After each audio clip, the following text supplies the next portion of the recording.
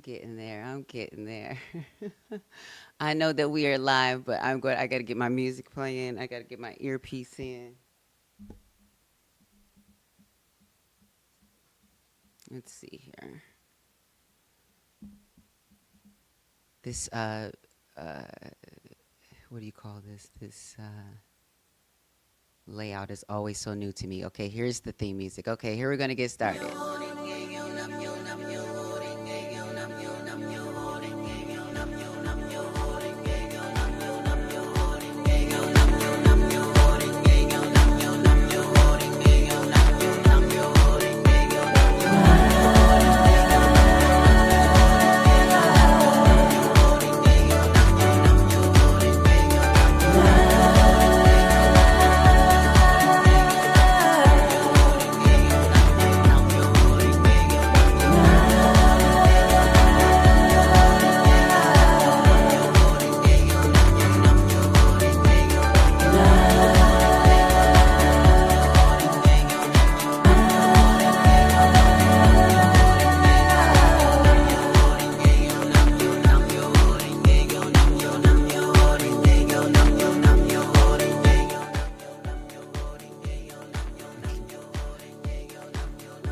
Working out the kinks there.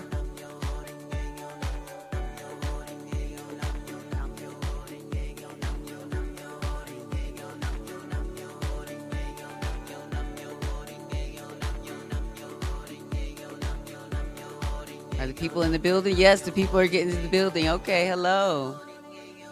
Yes, welcome back to Now. Okay, if I can get this to work. All right, welcome back to Now, No Opportunity Wasted. I'm your host, Angelica Ross. Listen.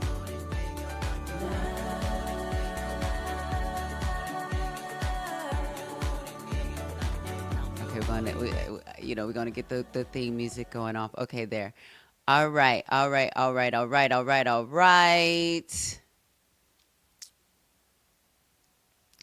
It's good to see that the people are in the building. It's going to be a great show tonight. I'll put on makeup for you.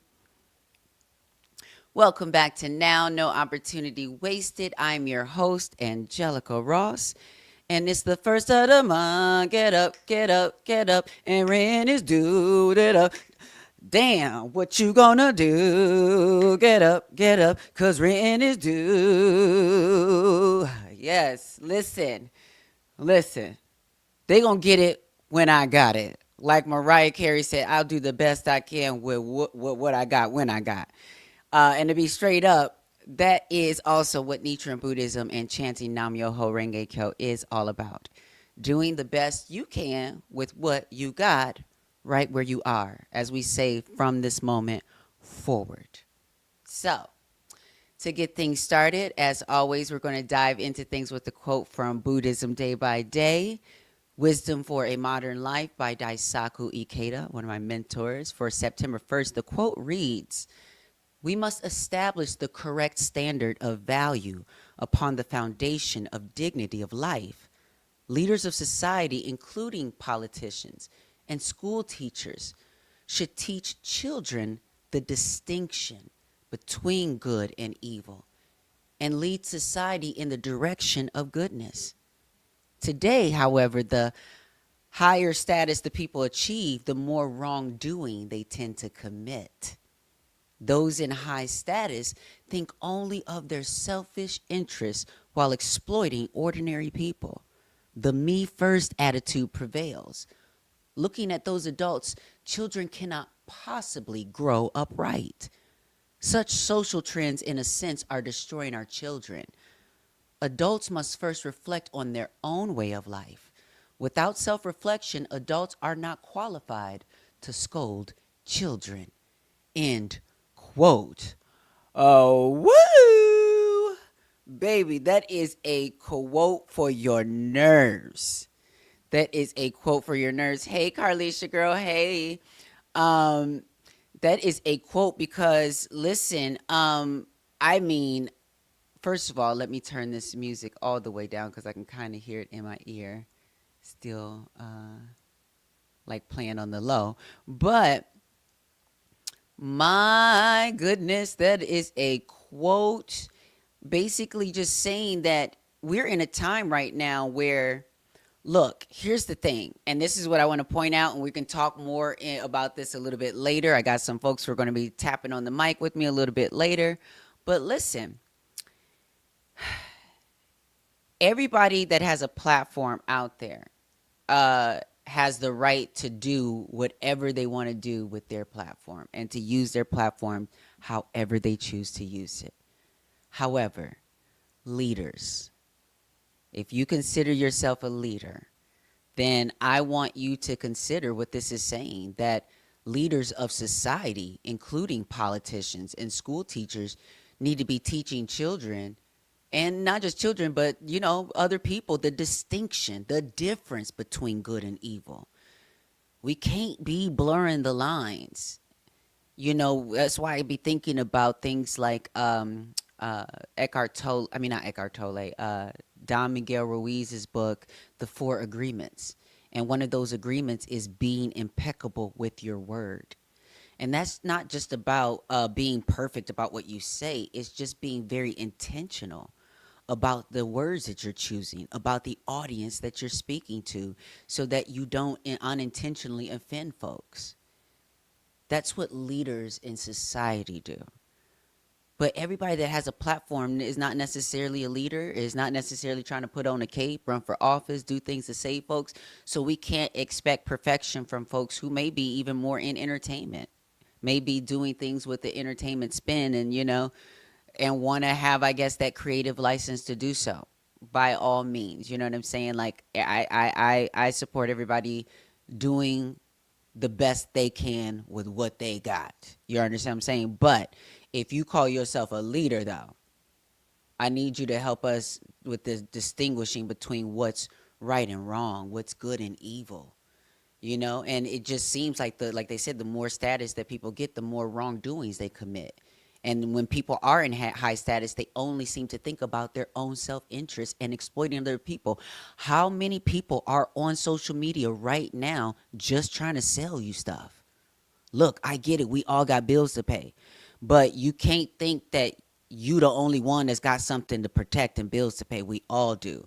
So I rather support the sis that's doing a makeup tutorial while she's talking about free Palestine, or while she's talking about trans rights. Shout out to Ruth Leah. I think that's her Instagram on there. Such a fierce trans ally. I love her makeup content. She tells things like it is.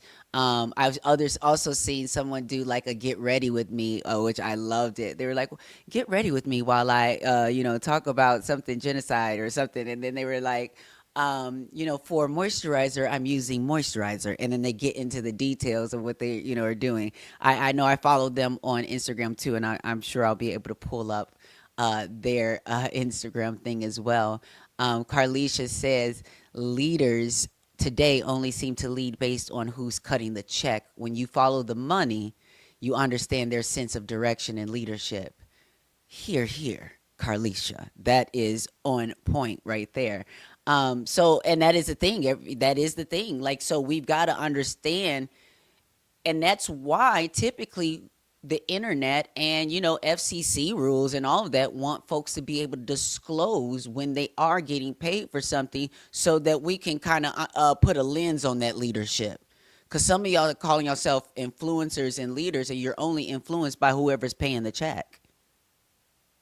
That's who is really influencing you. APAC is really influencing a lot of y'all. Dark money and all the things. So we're going to talk about all of those things a little bit later. I've got Imani B.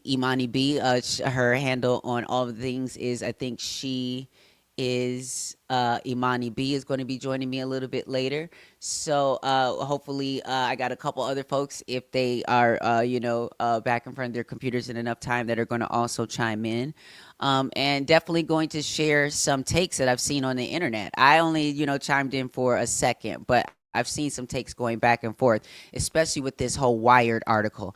And to be honest, listen, I've been working on a lot of things and doing a lot of things really, really fast. So that's why I'm not going to get too deep into it because here's the situation. I will admit that I have not read this Wire article, but what I know is you definitely got to slow your roll when white women are basically calling people out or doing certain things, because I think that, when people aren't careful, that's when we show that if you're truly in trying to be in community across intersections.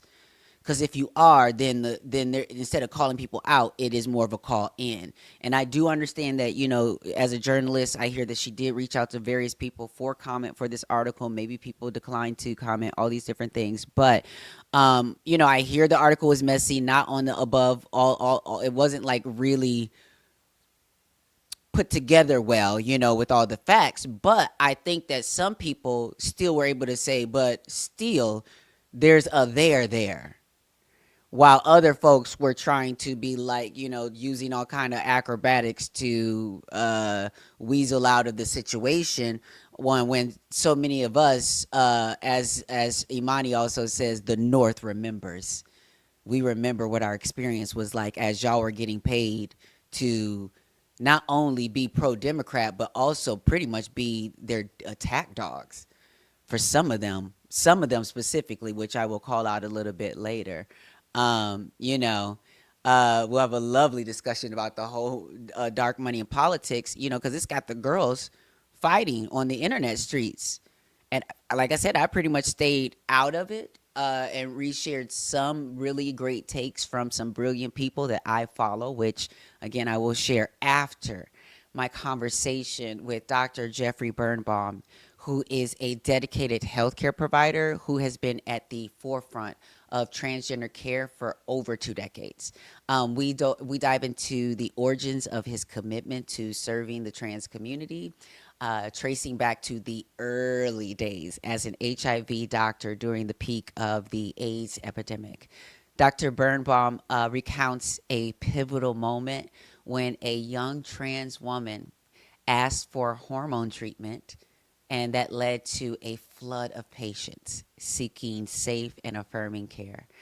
And over the years, with his organization HEAT, he has built a comprehensive system of care that includes many young transgender individuals and adults, helping them navigate their identities in a supportive environment. We also discuss the current political climate and the alarming rise of legislation that's targeting transgender youth and adults in our access to healthcare. Dr. Birnbaum emphasized excuse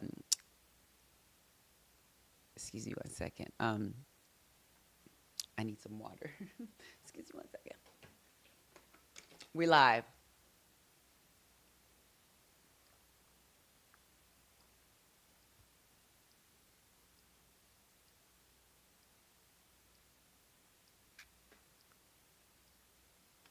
Oh, girl. Oh, I needed that. Girl was thirsty. Okay. Woo. And actually, as I'm doing that, let me cuz your girl forgot to not forgot, like I totally, did what needed to be done. I did what needed to be done. But what I need to do still is to put the interview, I need to cue it up. I need to queue it up. So it's already uploaded and unlisted onto my channel. So you will be able to watch just the interview by itself. But let me download. Come on, girl. There we go. I want to download the video. Okay, there we go. And as that's downloading, I'll finish my little intro. I'm going to add it to the situation. So let me go to my interview playlist. Hopefully it don't mess me up.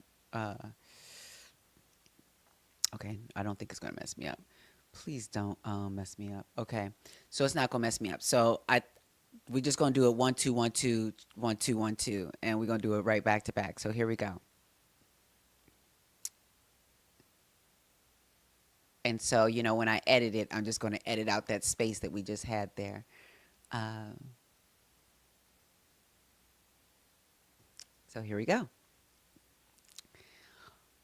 Over the years, with his organization HEAT, Dr. Birnbaum has built a comprehensive system of care that now includes many young transgender individuals, helping them navigate their identities in a supportive environment.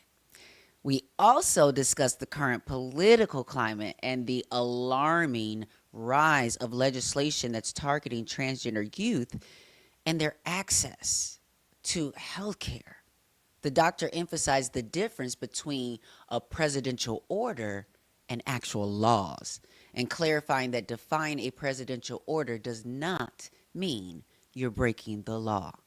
This distinction is crucial for healthcare providers who might feel pressured to comply with very harmful directives. So, take a listen to my conversation with Dr. Jeffrey Birnbaum.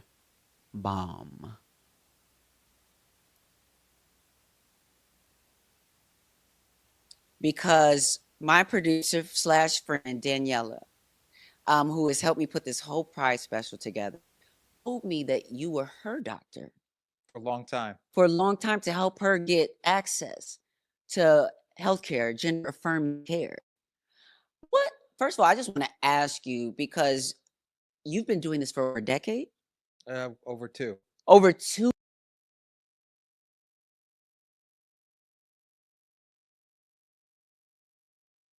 First of all, I wanted to say thank you because my producer slash friend Daniela, who has helped me put this whole prize special together, told me that you were her doctor For a long time. for a long time to help her get access to healthcare, gender affirming care.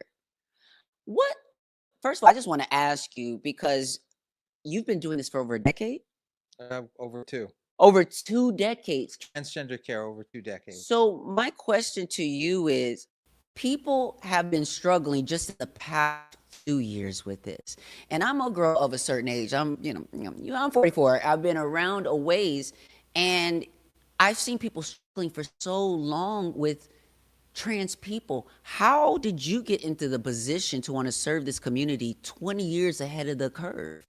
I started in this field as an HIV doctor over 30 years ago, Mm-hmm. peak of the AIDS epidemic. Mm-hmm. And years back, I had a young transgender woman come in for HIV treatment and said, "Can I get my hormones through you?" There were no guidelines back then. It was just a bunch of hearsay through different doctors. We call anecdotal evidence, Mm-hmm. guidelines, um, just expert opinion. So I scratched my head and I said, "I'll figure it out." And I said yes to her. I started giving her estradiol. Soon enough, she says, "Can my friend come?" I said, "Is your friend HIV positive? Remember, I'm an HIV doctor." No, she's not. But if I can get my hormones from you and she can't, she'll figure out that I'm HIV positive. Please, can you give her hormones? I said, okay. Since then, the floodgates just opened. Wow, I bet. And Mm-hmm. so initially there's a lot of young transgender women coming, a lot of young women who did sex work, um, getting silicone injections, all sorts of stuff that was really unsafe. And I said, you know what, you girls gotta get things done safely. And so I've just built up a system of care over the past 20 plus years. And I take care of a lot of young transgender guys as well right now. And people are engaging in less unsafe activity now because a lot of these things are paid for, at least in New York, by insurance. But that's kind of under threat now, no? Yes. Under this administration. I mean, I've Yes. seen so many bills coming up that have been attacking trans youth, their access to healthcare, and moving to adults and trying to prevent us not only from accessing healthcare, but criminalizing that. That's the bill side. We've seen so many of these bills both posed and passed. But what does a bill look like in real time for your trans patients and for you as a provider? In real time, it takes a while for things to kick in, but the immediate fear and panic that people have is something different. That starts now. Um, this started a couple of months ago with the I'll call it the presidential disorder against providing trans care to youth. And for the longest time, I had to educate myself. I need to keep up to date with medical advancements, but to follow the law and what's the difference between presidential order and the law? Turns out the presidential order is not the law. You could disobey Donald Okay, Trump. so hold on. We want to make this very crystal clear, okay? Because we're talking in a place where people are complying right away. Because, like you said, they don't know the difference maybe between a law and an order. I just want you to reiterate for the people listening out there, those other doctors out there that may not have gotten there yet to understand what they can and cannot do. Can you explain that again? Yeah, a presidential order is not the law. If you defy a presidential order, you are not breaking the law. So Donald Trump can say all he wants. You cannot treat transgender youth. You cannot give puberty blocking treatments, etc., for people below the age of 19. Where he came up with that age, I don't know. You're not breaking the law if you're defying his order. I was somewhat naive at first, thinking, well, I'm going to break his order, and I'm just going to keep doing what I'm doing, um, and he could throw me in jail if he wants to. I quoted the New York Times in that, but there is no going to jail if you're not breaking the law. Right. Now, if you take a look at what Congress is doing with its big, bad, beautiful Bill. budget Hmm. nonsense that they're trying to pass, they are trying to make this law, and that's a little bit more scary. So, not that I would ever side with Elon Musk, but anything he can do to tank that budget bill from Oh, I going want them to through. continue fighting. I need them to fight until I need Elon to release all the real information that he helped Trump steal the election.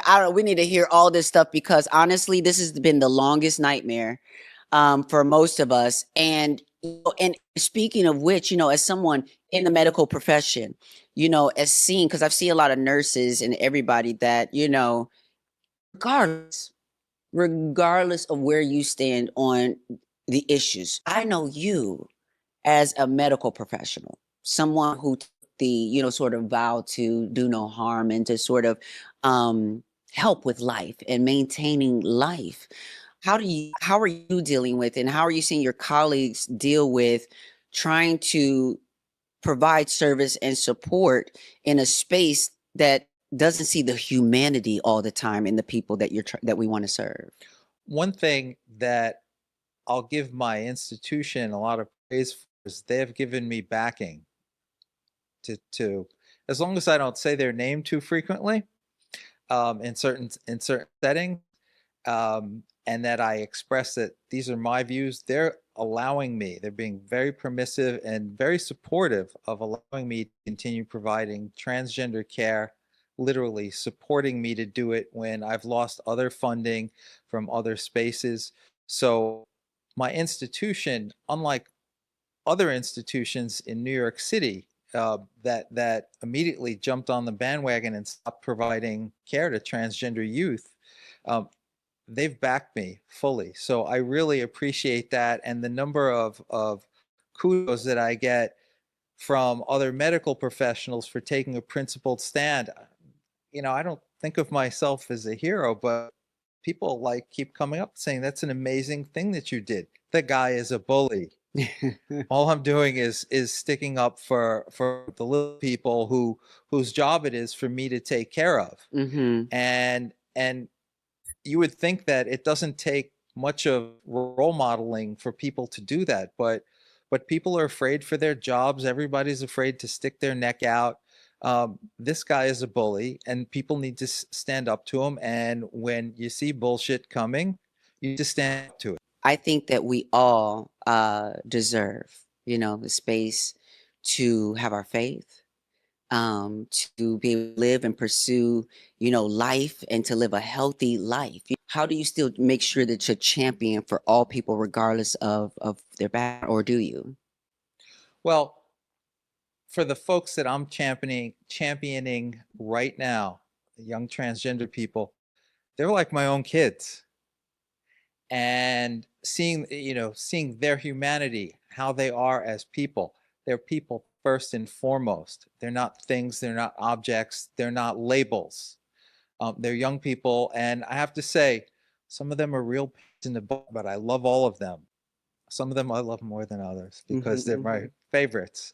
Your producer being one of them, and so remaining centered on that gives me a lot of strength. The feedback that I get is just, it allows me to get up in the morning and keep going, because right now it's not necessarily the funding that's keeping me going. The funding has been hurting in a big way, and the fact that people respect what I do and see value in it, and seeing that somebody is willing to take a principled stand and be a champion for the little people of the world, it really gives me a lot of juice to keep going every day. Otherwise, I'd be full of despair and despondency, as so many people are in this country right now. So let me ask you, how do you feel that you talked about the difference between a presidential order, the laws changing, and I am praying that these laws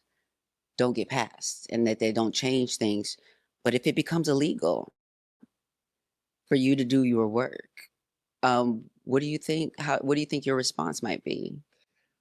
I've already been involved with organizations like ACLU, the Gay and Lesbian Medical Association, Lambda Legal Defense.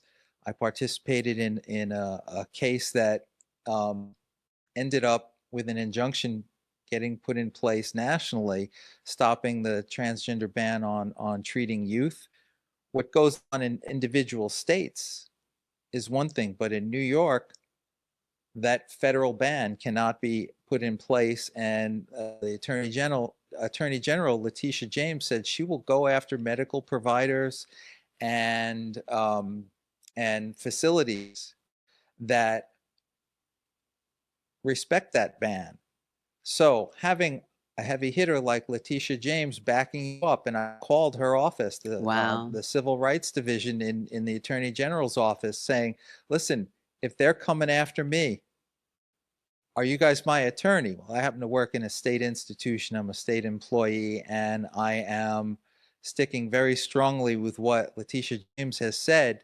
And I really appreciate the fact that she's taken such a principled stand at the Attorney General level, That's the girl. that if somebody wants to come after me, I'll at least have a heavy hitter like her, and probably a bunch of other attorneys general from other states in league with her, working together to fight this law and hopefully get it turned over in the Supreme Court. I'll also say that the U.S. Attorney General Pam Bondi has put out a call for whistleblowers to call out I people, saw that. Yeah. call out and come after people like me, which that's what prompted me to call Letitia James's office and say, are you guys going to be my lawyers? And I got an emphatic yes. So I feel a lot of confidence to keep going. And if they're going to come after me, I'm prepared to deal with that. I mean, if then I'll really feel like a role model for other folks to take a principled stand. Thank you. Thank you for that in advance. Now, heat, right? Is Health and education alternatives for teens. Wow. Is this a organization or a program you came up? You I was there at its founding in 1992. We started as an adolescent HIV clinic. We were treating young people with AIDS back then. We've since taken on a much broader uh, vision and mission. We work a lot with the house ball community. We've had our transgender clinic in place for over 20 years already. And we really try to provide a safe space for young people to come in, get the type of care that they need, be the type of people that they are, and are to become. We do a lot of youth development when we can and have money, give young people Well, jobs. you just said, you use the word try and you use the words when we can and When we things like have that. money, So it takes a so lot of work. I okay, and with the attacks and everything that's happening. So how can people who are listening right now, people who are watching right now, how can you support the work you're doing right now when so much support has fallen out? Well, if anybody's got a lot of money, www.heatprogram.org. We have a donate button there. That's one way of doing it. Um, Other ways, if people are interested in working in this field, and we unfortunately have lots of turnover because there's so much turmoil in trying to get the job done. People have interest, they can send a resume in, and we see what we can do in terms of plugging people in. It doesn't hurt to work, even when there's not a job currently available. A job may become available in the near future. Well, again, thank you so much for the work that you do. Thank you so much for helping my friend Daniela find her way. She's wonderful. She is amazing. Like, put this whole production together. I mean, so before we go, I just want you to leave with a message to others in your professional industry right now. Just give me some advice about how to show up um, for everyone, but specifically for the trans community. Try and learn something. Try and learn something about transgender people. I think part of the problem out there in our society is that people don't know a transgender individual. Lots of people know gay people, but they don't know a transgender person. And as a result, the agenda and the discussion is being defined by Donald Trump and the MAGA universe as to what this means. And people just don't know because they don't have reference points in their life. So one thing that I would recommend to everybody is get a little bit educated. I'm not trying to be pejorative about people being ignorant, but most people just don't have a reference point in their lives. Even if it's watching a television show of some sort that's educational, not exploitational. Yes. Watching a show like Pose, a great show, Thank you. um, and just learn about real people with real lives and other shows as well. Um, Go and attend a lecture somewhere at SUNY Downstate, where I work with teaching medical students how to be advocates for the trans community and how to people want to get Because involved, this but is they not just don't necessarily know. what they're teaching in medical school. They've started to. They started to. They started to That's hope. At That's SUNY Downstate. They do, and I give them a lot of credit for advances they've made in the curriculum because students want to learn. yeah. Students want to learn about this, but to the larger public, I brought that up because the larger public needs to be educated about what it means for a person to be transgender. A Mm. simple statement like, this isn't a choice people make; it's who they are. But they see it as a They see choice. it as a lifestyle choice. People need to know that that's the as so many of my patients say, why would I choose this? I've been chased down the street, I've been beaten, I've been called names, I've been made to feel belittled. Why would I choose this? It's not something I choose, it's who I am. People need to understand that, to see the humanity in individuals. And I try to tell people the only choice that really there is actually choosing to be who you are. Because the reality is we have some people because of fear, because of many other things who choose not to express themselves authentically. So, it is such a bold, radical thing to choose yourself and to choose to be yourself. So, thank you so much for helping so many trans people become who they were supposed to be. Also, I think one of the things that is getting in the way of people supporting trans people, not just that they think it's a lifestyle or it's a choice, but they think that, they ace biology class, know more than doctors about everything. And they're saying, hey, it's only two sexes, male and female. What do you say to folks who have that mindset? And in a way, you have to meet people where they are to begin with. Um, but then I meet young transgender people where they are, and they say, I know I was born with this set of genitals, but that's not who I am. And when you talk to individuals like this from the get-go, you get develop a sixth sense. Like as soon as they walk in the door, she's transgender. She's not a boy. As soon as I hear it, sometimes I'm believing it before they Right. can say it themselves. Mm-hmm. So there's a lot to be said about biology and chromosomes, but you can't deny how people find themselves and your own impression of them when you're talking to them as human beings, and how they feel trapped inside this body and so on. um, you have to acknowledge it and take it from there, and make sure that there aren't other things going on in their lives that are causing them to feel this way. This is just who they are, as opposed to a symptom of something else, some kind Mm-hmm. of mental illness, that maybe it's just easier if I become a girl. Um, and so you need to get the root of who a person is, and regardless of what their chromosomes or their genitals are, plain and simple. I think that sometimes they erase the very real conversation where God or the universe or whatever you want to call it puts intersex people onto this planet.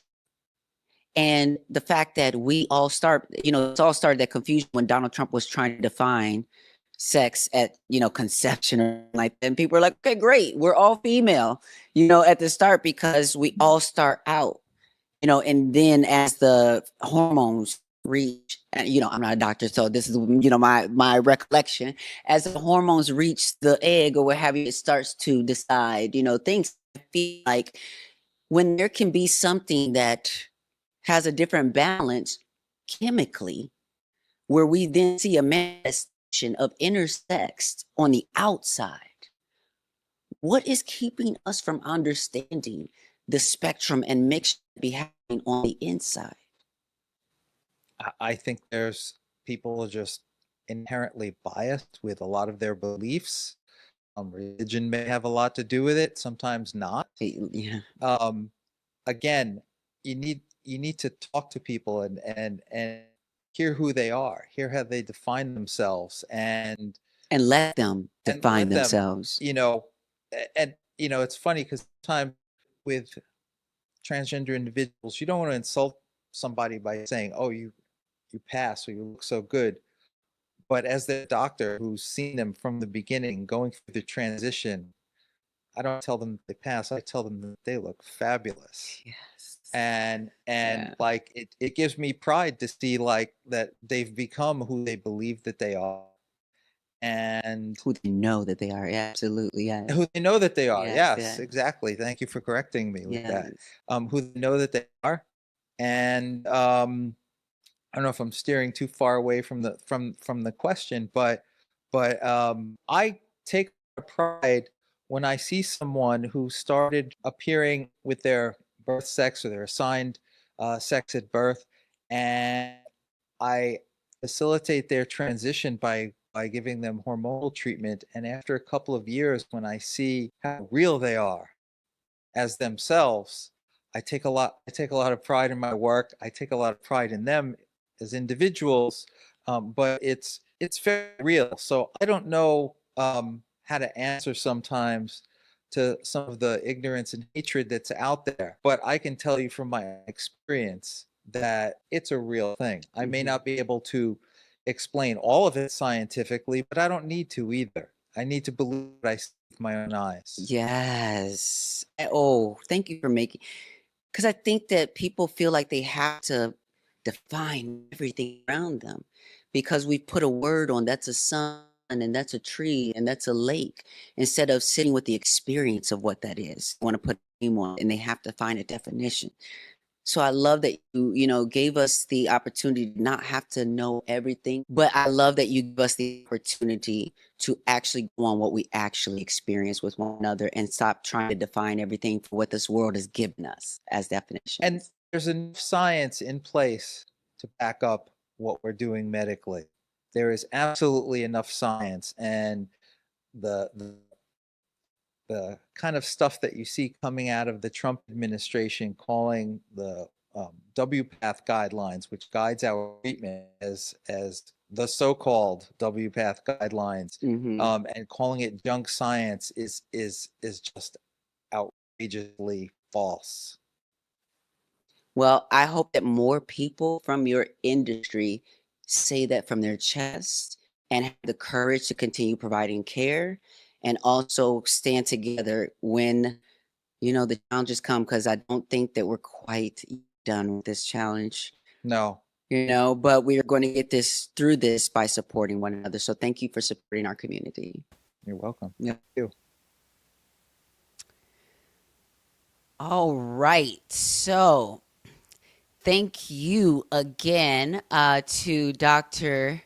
Jeffrey Birnbaum. Let me say that again. Thank you again to Dr. Jeffrey Birnbaum for your work and for joining me on Now. And thank you again to my producer for this Pride series. It's so beautiful, Daniela Carter, and to our sponsors, BTFA, for providing such a beautiful space and access to professional equipment.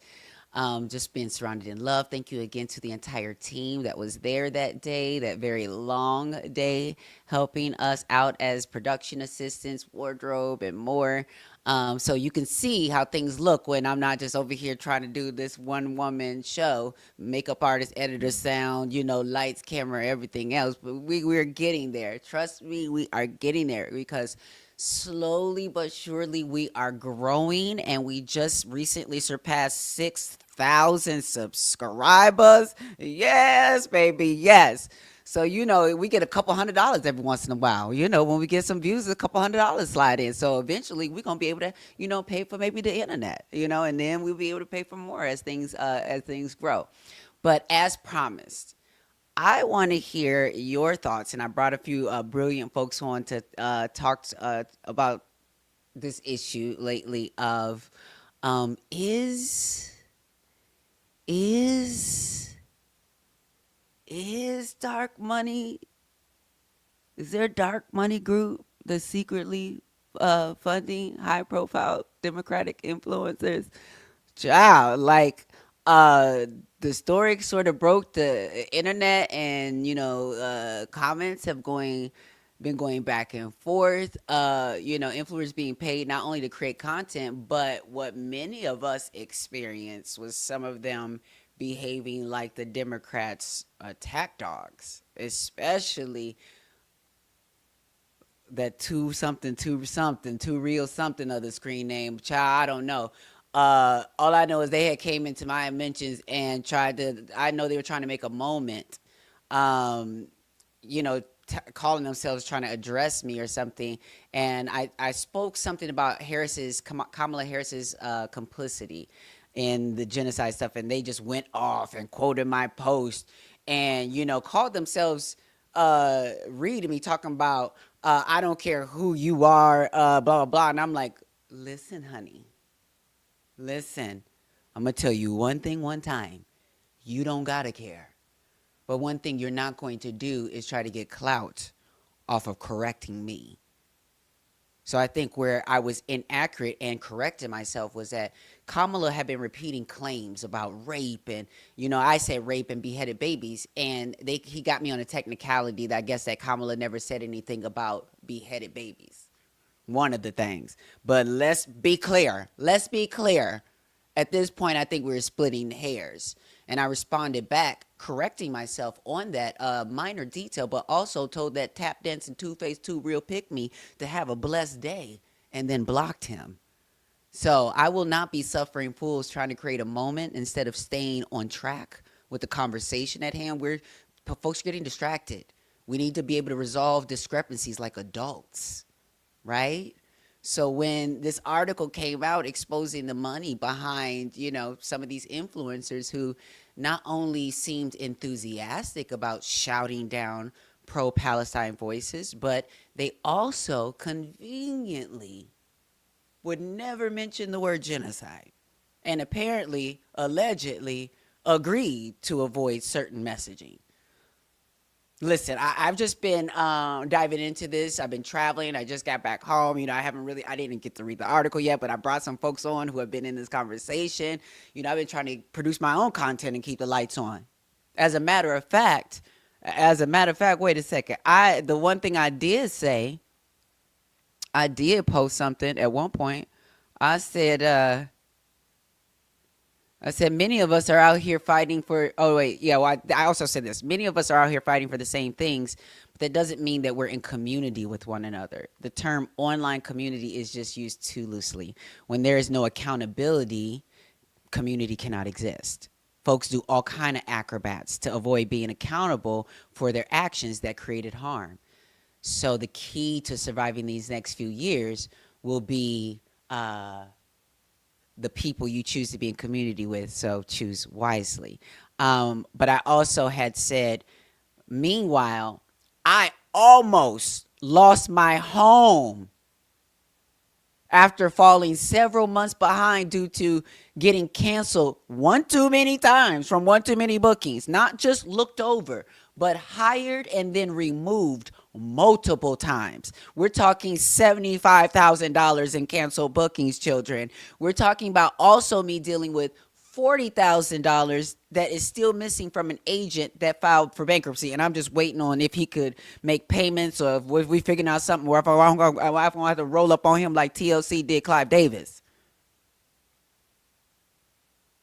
And I no longer trust a single person that was involved, and then said nothing, knowing that I was getting pulled off those things, and the reason while they were replacing me with people who would go along with the program. I am almost out of debt, thank goodness. But I've been working my ass off. I worked my ass off doing small jobs trying to do so. Also, one person that I follow, it's Dana White, said many people were harassed and silenced for raising valid criticisms of the Democrats, particularly the party supported Israel. People lost their jobs, degrees, etc. For standing against genocide. Some influencers were paid potentially thousands a month to drown them out. Also, Amani B, who is going to be on here today talking with us, said, I don't know who got paid for what. But what I will say is that folks were and are absolutely vile towards those of us who share more left leaning takes and information online, specifically on TikTok. I've been harassed and berated real bad. Even to this day, I hear you, girl. And I have never been a Democrat to have been expected to be in support of that. Folks were getting paid for political takes. Shit. I was unemployed for 7 months. Wait, let me get this banner off of here so I can read the rest of this. I was unemployed for 7 months. Child, it's been rough. And I try and find some sympathy, but I don't have much. Also, joining us today, Consciously, I saw made a post that said, to be clear, I think anybody signing a contract that restricts people speaking on genocide, Gaza, Congo, etc., are certified pieces of shit. No mincing of words there. That's why I want to see the contract for myself. I hear the restrictions don't exist, baby.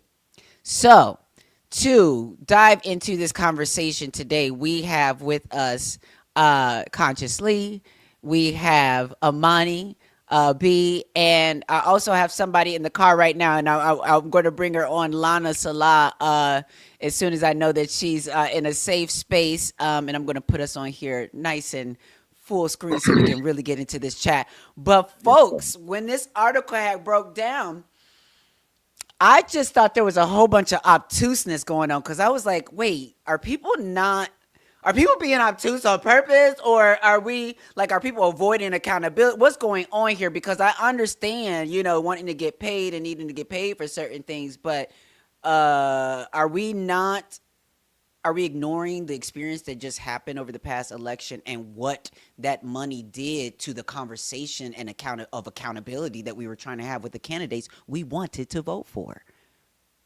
Anybody want to start and chime in on that first? Consciously, Man, George what I Lee.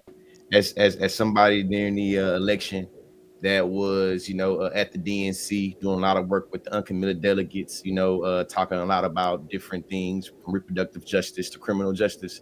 I definitely will say that I was in the crosshairs a lot, fighting about my stance for Palestine specifically, and when it came to talking about American imperialism, insofar how the Democratic Party uniquely was, implicated within that, and specifically how you can have the option to be an accessory to a crime, or you can call the police on a crime. You know what I'm saying? That's what they tell my homeboys that's in jail. I will say that when it comes to the 1630 wired thing, it's for me doing my digging and me seeing it. Genuinely, I want to see the contract to see these restrictions. I've seen Elizabeth Booker's content specifically about Gaza, when they're talking about Chris Smalls, when we're talking about, what I'm saying, her But having that was these. after. That was after. Like that content of Chris Small, because I was Of course, watching. it's supposed to be I right and now if though. you listen, Of that course, yeah, it's supposed to be that's right what now what though. I'm Like, of saying course, it's is supposed to be right now though. It didn't exist during the election. It's oh, it important. didn't exist during the election Didn't exist season. during the election. They was trying to put it together. Interesting. As a matter of fact, the article came out the article came out the day before they was putting the application out for courts. It's a So lot. so It's, you're saying it's, didn't know what nobody getting paid it's, during the election time to do all that foolishness? Because that's now, of because what course, I'm going to put out there is a lot of people was doing a lot of foolishness for free. yes, that's what you gotta be. That's what you gotta recognize. Let's be real. A lot of people that you was beefing with, they did that on their own accord. I've never seen no contracts where they say you can't talk about Israel Palestine. So if you didn't talk about that, that's something, a decision that you made on your soul, on your own ethics, on your own morals. You can't put that on the contract. You made a decision to not talk about it or talk about it. So it's like I want to see the contract, being real with you. I'm Yeah. skeptical. I want to In see the the contract. What you got in to the say, Imani? article, Yes. I was going to say in the article specifically, it literally says that the program kicked off last month. See what So I'm saying? So we're it's talking like, about election. We're talking about like months of you know what I'm saying? So for me, it's like I can understand the article in terms of pay transparency, being able to be open with your audience, letting your audience know, like, hey, this is the type of content I'm doing, et cetera, et cetera. Now, majority of the people that are online, I don't follow those people. Majority of them people are white content creators. I do not follow white content creators. It's no shade. Maybe it is shade, but I don't, there's nothing that I get from their content, right? Aaron Parnas, he regurgitates real journalists' work. There's nothing that he's saying in his content that is actually something that he is creating, right? Like when you see a Conscious Lee and you hear education is elevation, that is specifically something that he has formed, he has formulated. That is something that he has groomed into his content to really educate his audience on something. Aaron Parnas is literally taking news clippings from actual journalists who have done work, who have done research, who have done fact checking, and just regurgitating that shit. And we already know it has already been said that he was a Zionist a long time ago. I had him blocked a long time ago. So this idea that is like, oh my God, we had no idea. When has he ever said free Palestine? When has he ever made any mention of an occupation, any mention of a genocide, any mention of a, that's not hard to, one and one is two for me. It's not hard to identify where someone stands when they don't make it clear where they stand. Well, that part. So I want to share a couple things because Christina Brown, who would love to join us if she ends up being home in time. I know. I thank you all for hopping on. So because when you're in community with folks, you can just throw a message to folks and be like, hey, can we talk about this? Can we get into the details? So I want to look at this video, and I asked her if I could share this video because I think she brings up a really good point in something that she posted on IG. So let's take a listen. Conversations about those of us who make social justice and political content, right, is if y'all still want us to keep our bodies voices on the line to speak to power and call shit out in a fascist government, those of y'all consuming our content for free every day need to start opening your wallets. Before you get spicy, let me give a crash course on who you're talking to. I've been doxxed multiple times on the internet. I have been fired for my content online. I have turned down briefs that have restricted what it is I was supposed to say, the content I was making, called out publicly orgs that I have worked with for their subpar response happening in Gaza, and I was not offered to renew that contract after working with them for 2 years. I've been part of group creative initiatives where I have called out firms and organizations programs for their anti-blackness, suppression, and exploitation of creators, knowing that if I open my black ass mouth, they probably wouldn't want to work with me again. And the stuff I do talk about online, for life. So being very visible and the hundreds of thousands to millions of people seeing your face at any given moment comes with a lot of sacrifices, especially as a Black content creator, especially as a Black woman, especially as a Black queer woman. Sacrificing our safety, our well-being, and yeah, our finances. Similar to everybody else out there. This ain't nothing new. Sacrificing all this stuff and having to do the math in your head about your own morals and integrity. Everybody got to deal with that. But the main difference is we don't see you doing that at your firm, at the grocery store, at your job, at the manager who listen to you, your HR department that don't give a fuck about you. We don't see you doing that at your job. But our face, our words, our voices, our bodies are being put on the line to fight against the powers that affect both.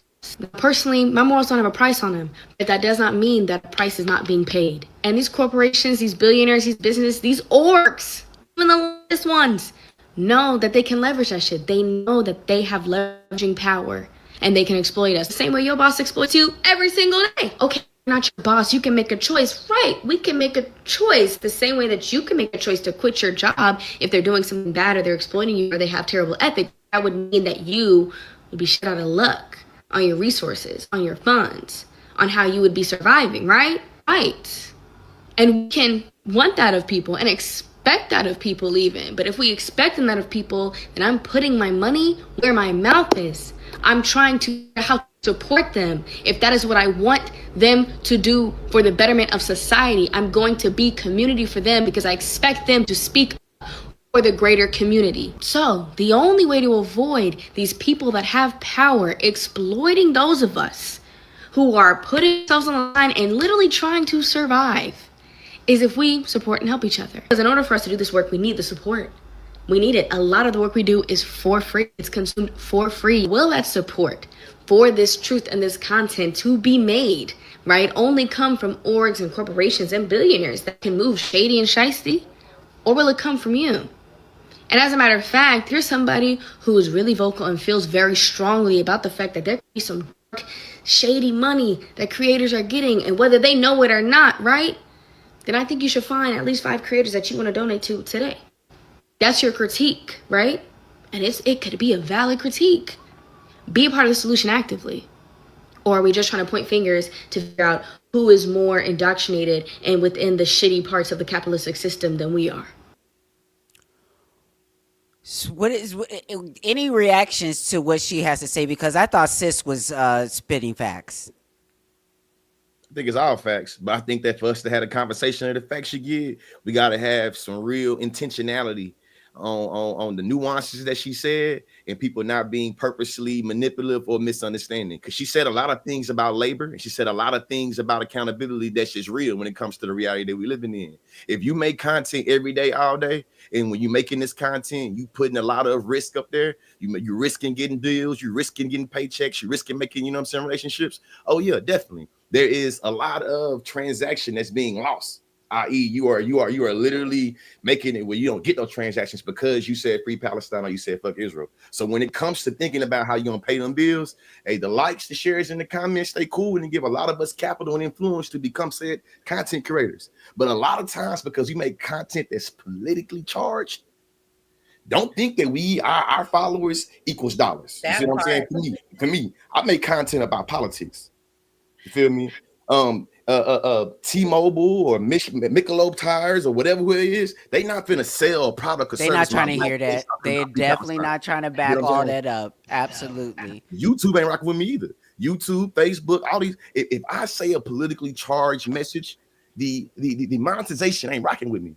So even if you see some videos that got millions of views, I ain't get paid nothing off of that. So it comes to, hey, how I'm gonna get paid? You feel me? And it's I want to say this. Like, yeah, no, go ahead. This is just last thing I say. It's the last thing I say. I hope in my most education, pedagogical mind, I hope that this conversation about dark money has dropped the seed, because it has in me, to really go and do some research about what dark money is, about what specific cases allow for this loophole to happen, and for us to really see that, to me, my beef is with capitalism and how a democracy has been able to use capitalism to really shield a lot of shit we supposed to have in popular sovereignty and one vote, one count. You see what I'm saying? And to me, it's like, I think an analysis that centers systems and institutions is a much better one than like a hit piece on individuals. For instance, Kenny Too Raw Too Real, fam is a liberal. You feel me? I know him in real life. He a liberal. He would have said all the liberal shit he said. He would say he said that. You see what I'm saying? I don't think he got paid to say it. I think he said that's how he really feel. He really loved Kamala Harris. But He I really, know he that really, man he was really loved shouting Kamala down Harris. like I on the social media, like literally was one of the loudest, like a chihuahua shouting down pro Palestine folks. Like, and at any argument that would come up, it was like he was doing a he would do a video in defense of the campaign against that talking point as if he was being paid to do so. Yeah, that was based off his own accord. You know what I'm saying? Some with the article though, I think that I found interesting is that in the past 4 months, Kenny has tried to be like a aha got you, like, hey, I was talking about genocide in Palestine, then Kamala Harris. Now Trump is in office. How's it going for y'all? He's made content about this. Well, he calls it a genocide, but he doing it in like shit. I like it now. So for me, it's just like this article that's caused all this is like, Where's hey, the connection though? That's what I'm trying to say. it Why makes is it that? criticism And I without feel like, like it's the same audience. I think we're talking about the same audience here for me because I feel like a lot of us were trying to chew gum and walk at the same time by acknowledging that what's happening is on both sides. One is doing the destruction and one is doing the real estate development. It's stage one and stage two. But we got here because Biden was licking ice cream and telling us that things was going to be okay and that we were going to have a ceasefire. Meanwhile, Anthony Blinken has come out talking about the whole time we was lying. They actually wasn't really going to do no ceasefire. Every time we brought it up, really Netanyahu was going to but they were telling y'all that Hamas was the one that was messing up the ceasefire. And so what I'm trying to say is when those messages were coming down, who was pushing those messages the hardest was these influencers that seemed to be getting paid to basically, as we're calling out all of these discrepancies. I'm fighting with my own people who I thought we were revolutionaries. I thought we were pointing out certain things, and all of a sudden you seem compromised to me for a photo op at the White House. That's what it was feeling like to me. I want to bring in and I want to make sure I say your name correctly, Lana Salah. Yes, Is that yes. correct? Yeah, Yes, that's me. Lana. I saw because I follow you, and the funny thing is that I think you end up in community with people, especially online. And I say again, community, online community, and what happens is over time. We have to do that due diligence of being accountable with each other and say, sis, I'm not sure that it lands it the way you wanted to, or I'm not sure that that was the point you wanted to make, or that might be transphobic, since you might want to pull back. And there are different ways from different groups that have been able to tap in on each of us to be like, hey, when we build community, so I'm listening to certain voices. I'm listening to Palestinian voices like yours, So as we've been having this conversation, where is your understanding, especially with this between both this messy article from Taylor Lorenz, but the heart, I guess, of what she was trying to get to, in the conversation we all need to be having about revealing what is helping us keep the lights on as we're putting our points on the table. I read the article, and I understood that like this all happened like or was happening recently, not during the election per se.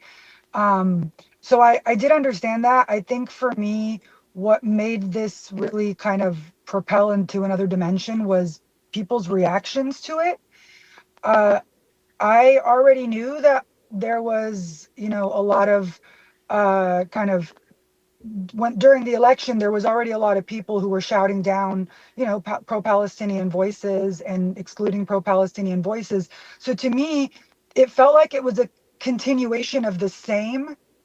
But the people on the list were, I, some of them I had no familiarity with. They were a variety of people, and some of them have had a variety of like some of them have said genocide, some of them haven't, some of them have said it, and so and it's people want to say it's you can't judge people's activism by their social media presence and things like that, but if that's what you do, then I think I can, right? Like I feel like that's kind of like Can we what pause you there for a do. second? Yeah. What do y'all think about what she put on the table there? Because that is the thing to me, because I get irritated when I see someone go hard all of a sudden, like it's like selective outrage as an activist, and I'm like, whoa, whoa, like, oh, so we doing that now, but you do activism, but it turns off on certain things, especially, and I'm gonna say this because I want to open this up, especially because what I have learned, I am a black trans woman. Listen to me. I thought my life was just gonna be makeup and lip syncing. When I first started off, I didn't know that about American imperialism, all this other stuff. And as I started to learn these things, watching the Israelism documentary, learning about history from actual Palestinians or whatnot, I'm like, oh, hold up. Oh, so wait, this is connected. The reason why we also are even benefiting electronically with all these capitalistic companies and technology with the cobalt and the Congo is because American interests and us creating situations that destabilize these other countries. I'm like, wait a minute. I wasn't paying attention in geography and history and all these things. I didn't really know that this, I mean, because they just wasn't teaching it through the right lenses. It was through a colonizer lens. So I want to open that up to y'all. What she's saying there is that the experience that you see as well? Hell yeah. Hell yeah. I think people have this interesting way of deflecting in the moments where it's saying, hey, we need your voices. I'm wearing Lumumba, right? Free Congo, right? And I can say Free Congo with my whole chest. And not because I know all Absolutely. the ins and outs and A to Z's of what's happening in the Democratic Republic of Congo, but I know a basic level of what is happening in the Democratic Republic of Congo, how it is that I play a role with my privilege. And I think that's also where it starts. People act like they don't have privileges, especially marginalized people. Oh, just because I'm black, that somewhere I don't have any privilege. I'm American still. So I have privileges. I have a level of education that other people don't have. So I have privileges. I have a home. I have food. Able I have body, a car. maybe. I have privileges, right? And so as a result of that, I recognize, there's also a level of privileges that because I have them, somebody has less. Because that is the American system, right? The more that you have, the less someone else has. We are a have and have not society. So when I see people say, oh, you you can't judge where somebody stands about something just because they didn't say anything, where the people of Palestine asked you to speak. The people of the Congo asked you to speak. That's The the people other of the thing. People are actually asking you and begging you to speak. They're Yeah. actually, whether someone's performative or not, people are begging for it. Lana, you were going to say something? I just think it's really intellectually disingenuous when people come at it from that angle because, again, what are we on the internet for if not to have a voice and to speak our truth? And this is one of the biggest issues facing us today that our tax dollars are funding, Well, and so we have most kind of people a say they're direct on the hand in. internet for just cat videos, and things like that. But they don't even understand. Even the cat person, Might be a even the Zionist too. the no, but even there's a main account. He's like the cat something other. Ah, yeah, yeah, yeah, yeah, yeah. He Cat Illuminati.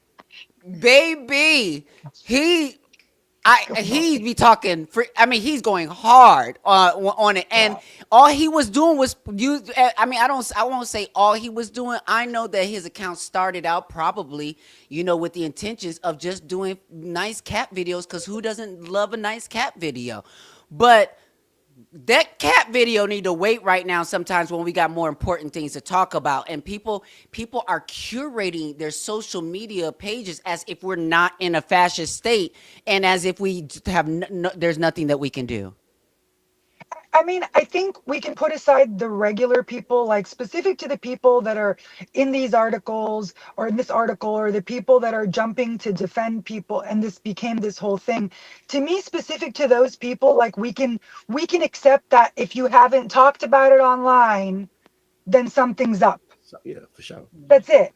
Ain't no way You around it. know, I don't need to get an I don't need Taylor Lawrence to write an article Yeah.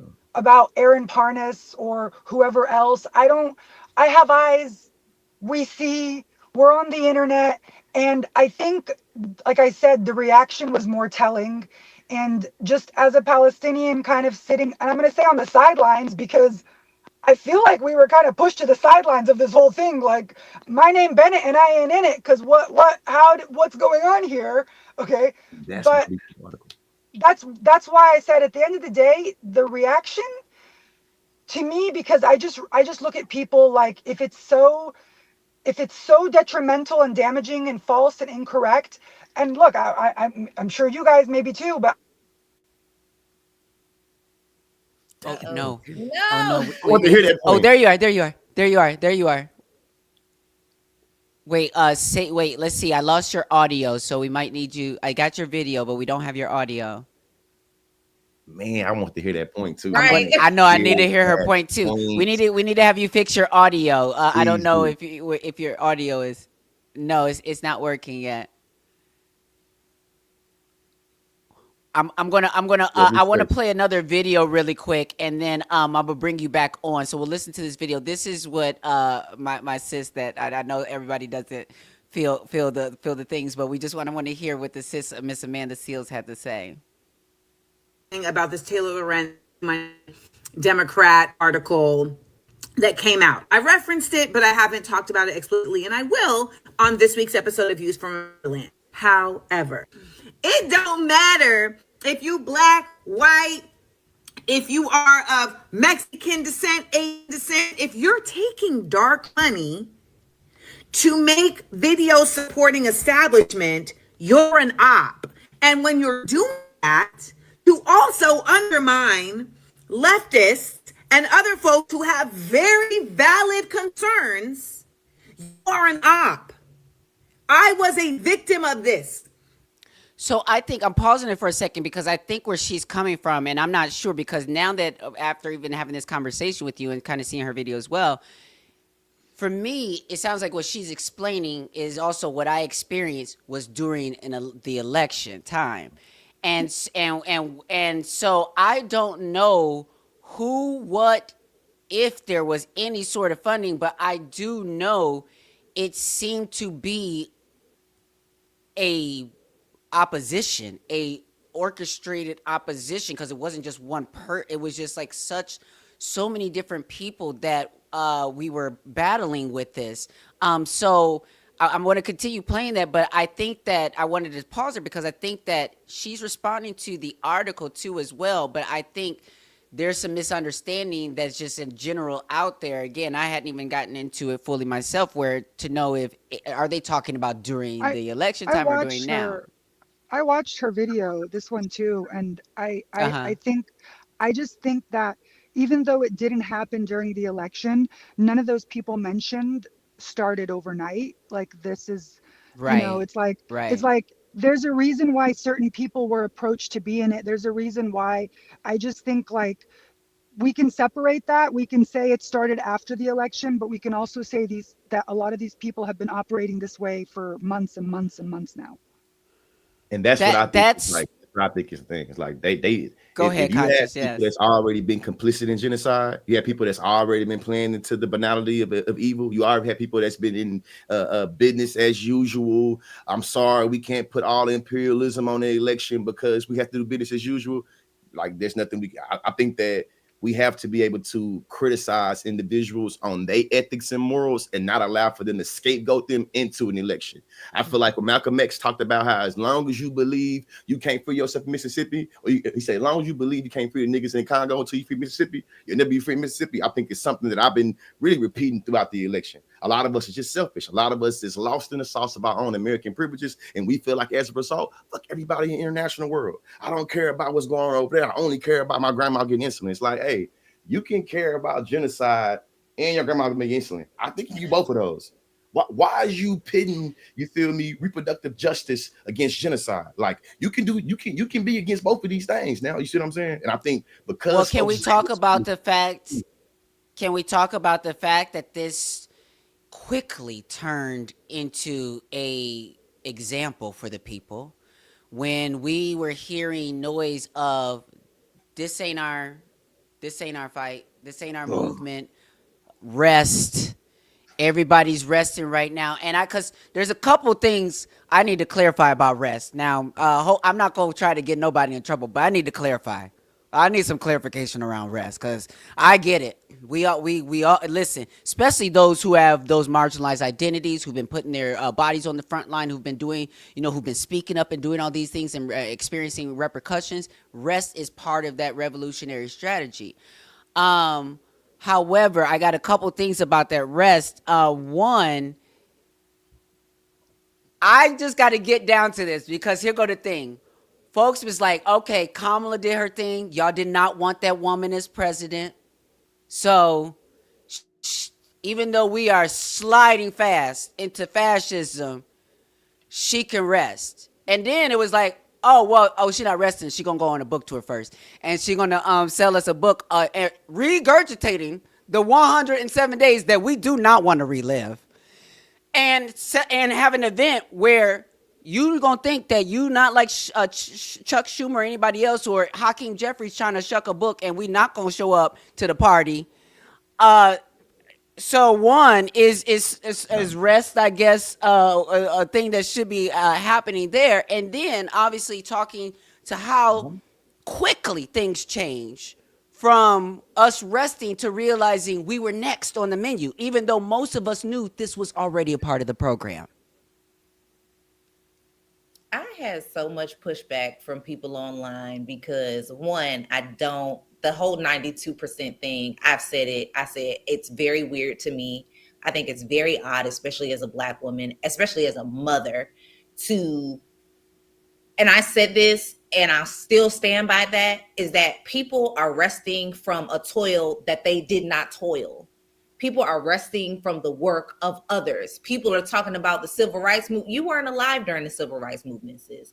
People are talking about enslavement. You weren't alive during Harriet, sis. Like, let's not use what it is that our ancestors had to go through, what they had to persevere through, what they had to fight through, what they had to endure as the barometer to say, well, I'm tired, because you're not, you haven't done the work. You haven't put in the work to be able to say, I have to put the work down. You haven't picked anything up.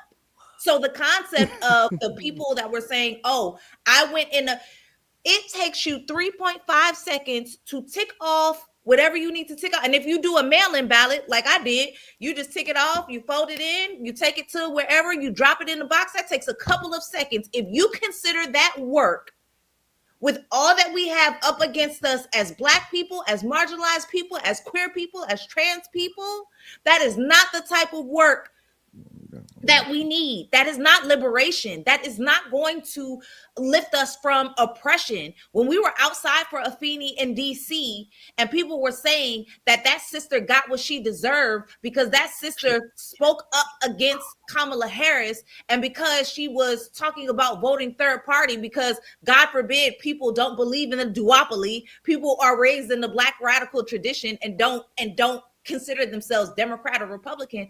People claimed that this sister deserved to be maced, harassed, and assaulted by the Metropolitan Police Department here in DC, that she deserved that simply because of that. Yet that sister is actually on the front line. That sister actually puts her body on the line. That sister was literally putting her body on the line for our children in a metro station in DC. Our children.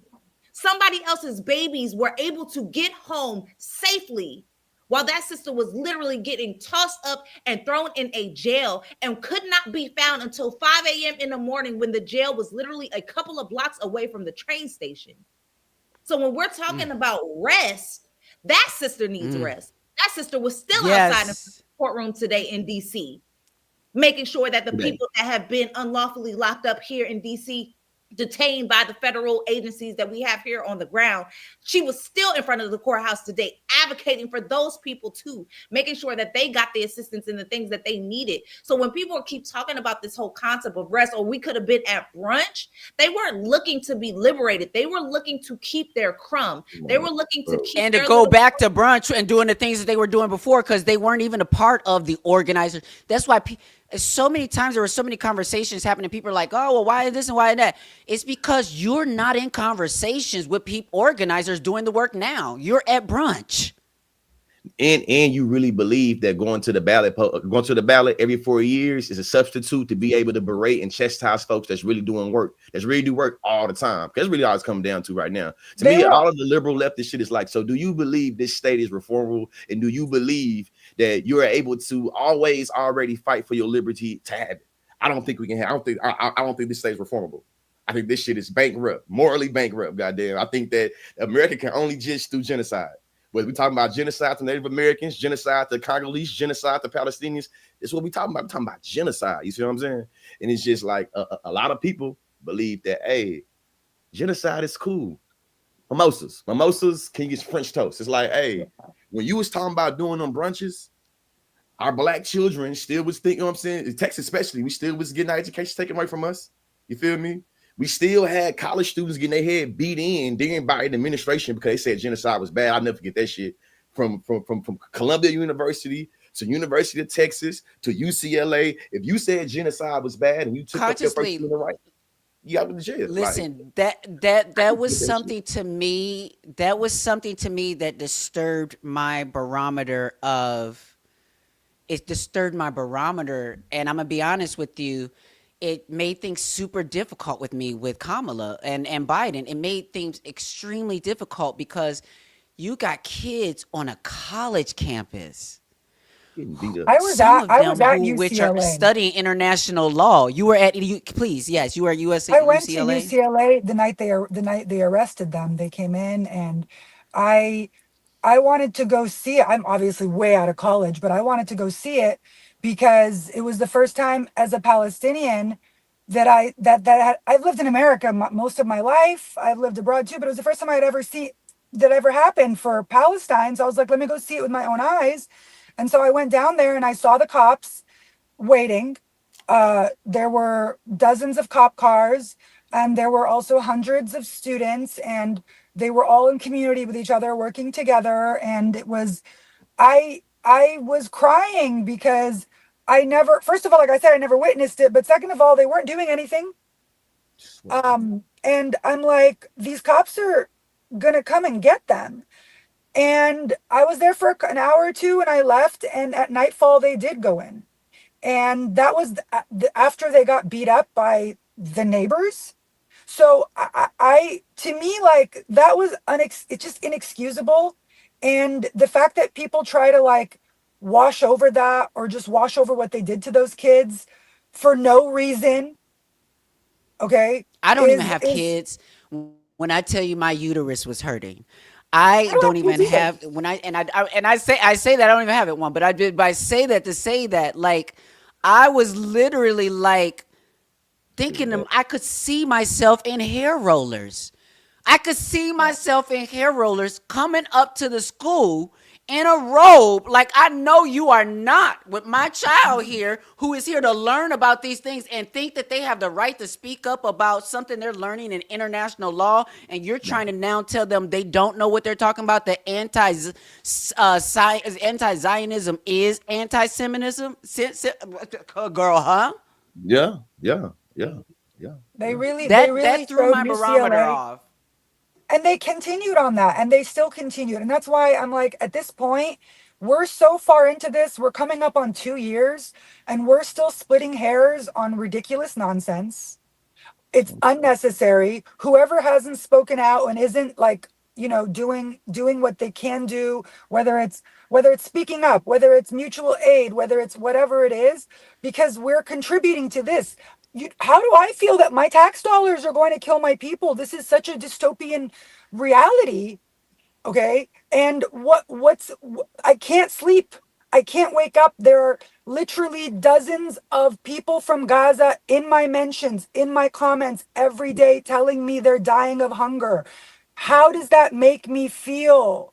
I don't even want to get on the internet some days. And then I come to find out that people are literally like having parasocial relationships with influencers and people to the point where they're like, let Gaza burn. And I'm like, I don't identify with this humanity that or whatever party or whoever. I just block and move on because we've passed the It's point definitely of, a mask removing moment where people are revealing what's really behind their motivations here.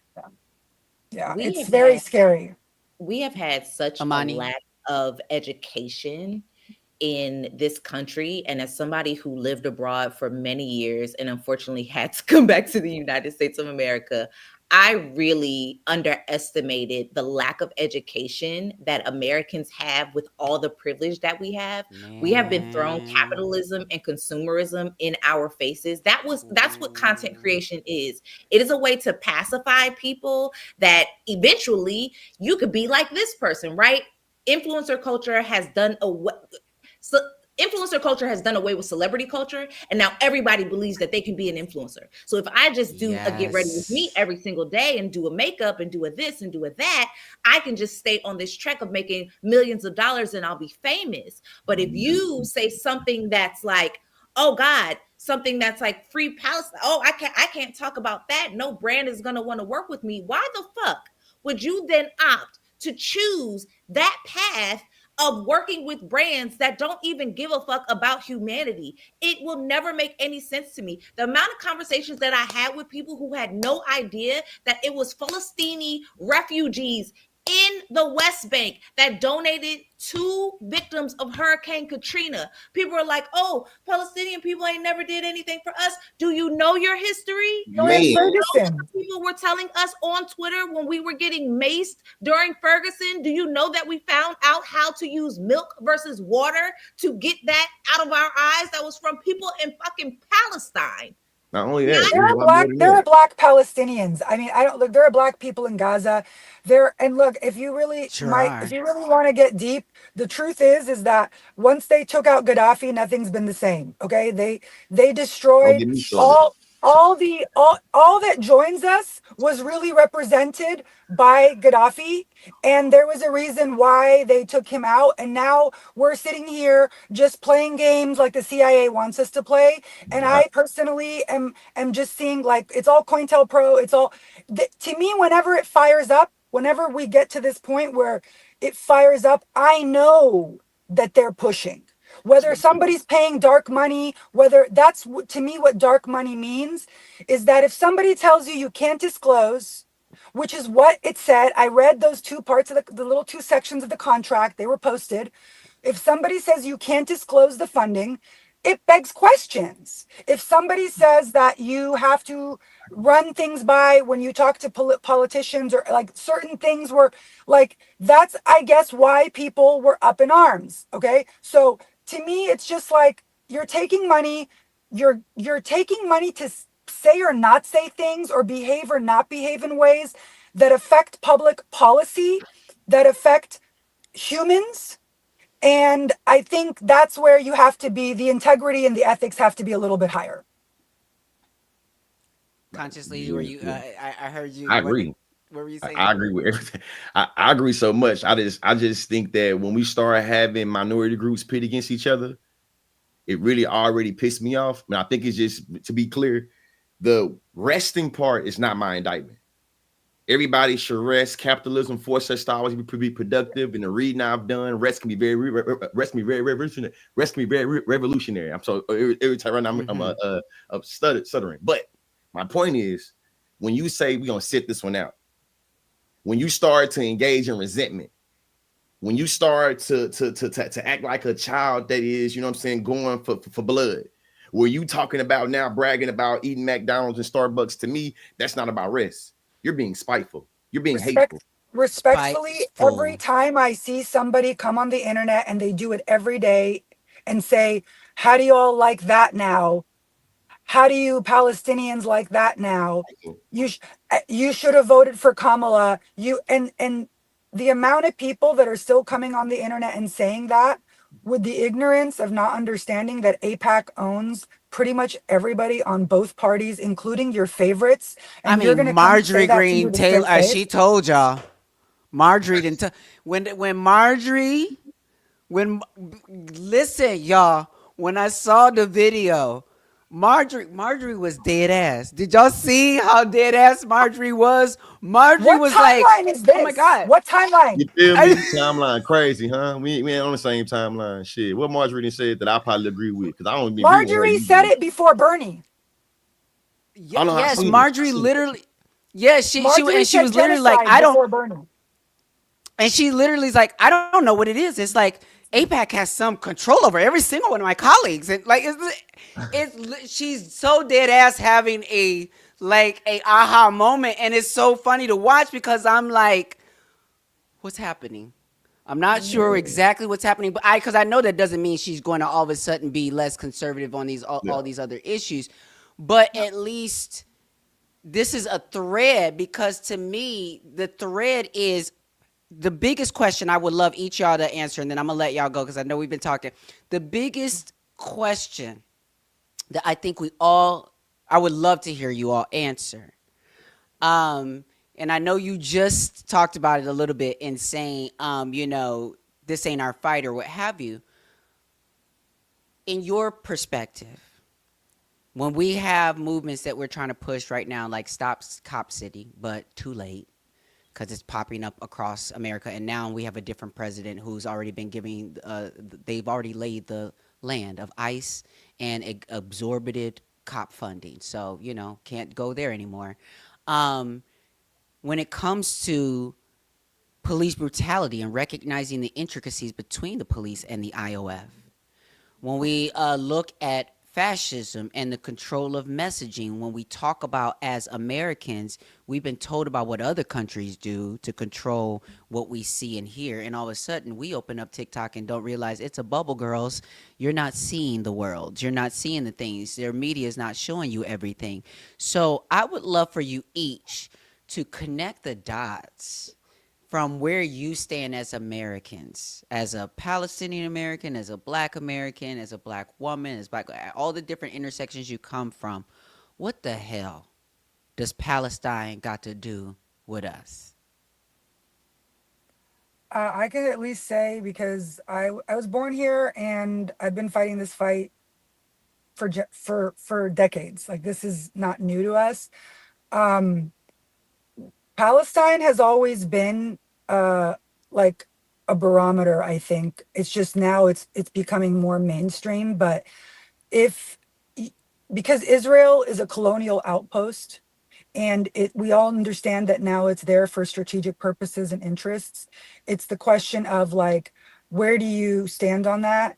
And I think, I think with all the talk that's happening now with um like us basically funding it explicitly, we've been funding it for decades, but like identifying this as genocide and explicitly funding genocide, I think that's where like we need to really open our eyes because look, I all our internet is technically filtered, censored, all our socials, everything we get. I've lived in the Middle East. It's far worse, there.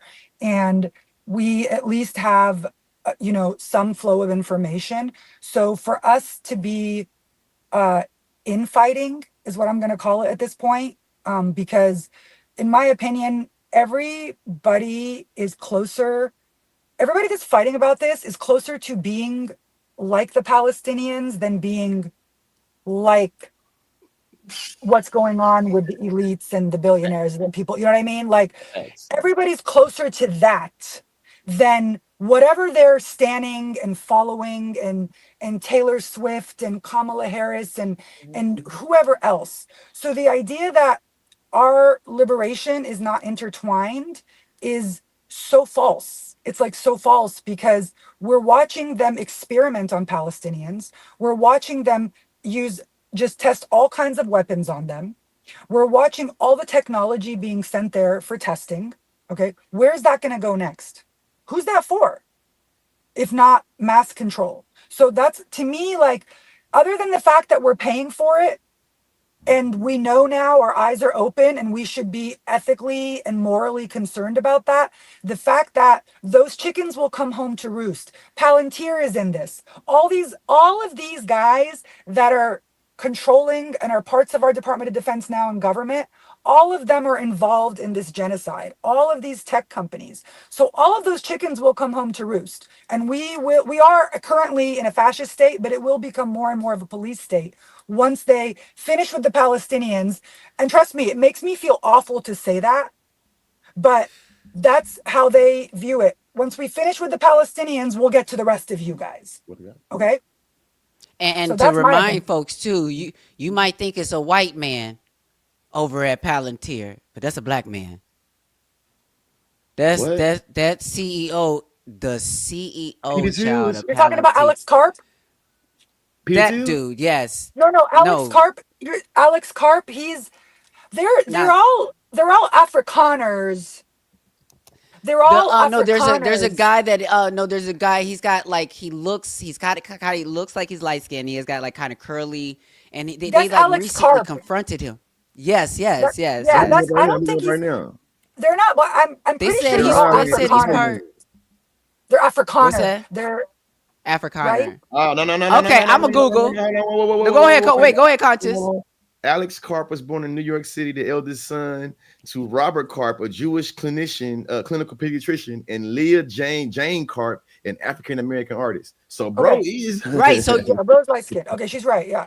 shit. Mind that's blown. what I was So trying. So so that's what I was trying to tell you. So I was right. So look, listen, cause I listen. I'm gonna tell y'all right now. I will go to the internet and I will tell y'all that I got some stuff wrong. Anytime I done got some information wrong, I'll be like, look, oh my bad. So and I will put a correction. I'll do all the things. But I'm telling you, I knew that man was black. yeah, his mama So black. what y'all got? Man. What says y'all? What is this? What does Palestine got to do with us? You want to go first? You want Yeah. me to- I mean, Palestine is us. I'm in DC right now. Outside in the front of my building is the National Guard, armed National Guard That in sounds front of my familiar. building, occupying our city, right? We are literally seeing the ripple effects of what is happening in Palestine. When people were saying, we are not free until everybody is free. That is not just a slogan because it's fun to say on social media.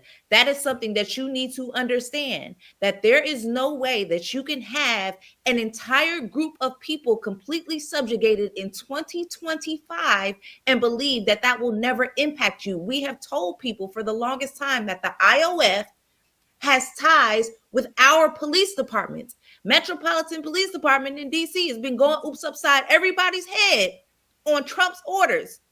In addition to that, we have talked about, and I've talked about it specifically because I'm an HBCU graduate, that ties that isn't real has with our HBCUs. And feel free to go ahead and look it up. They have been going to Isn't Real for years and been partnering. Howard University has a partnership with the Department of Defense, the DOD.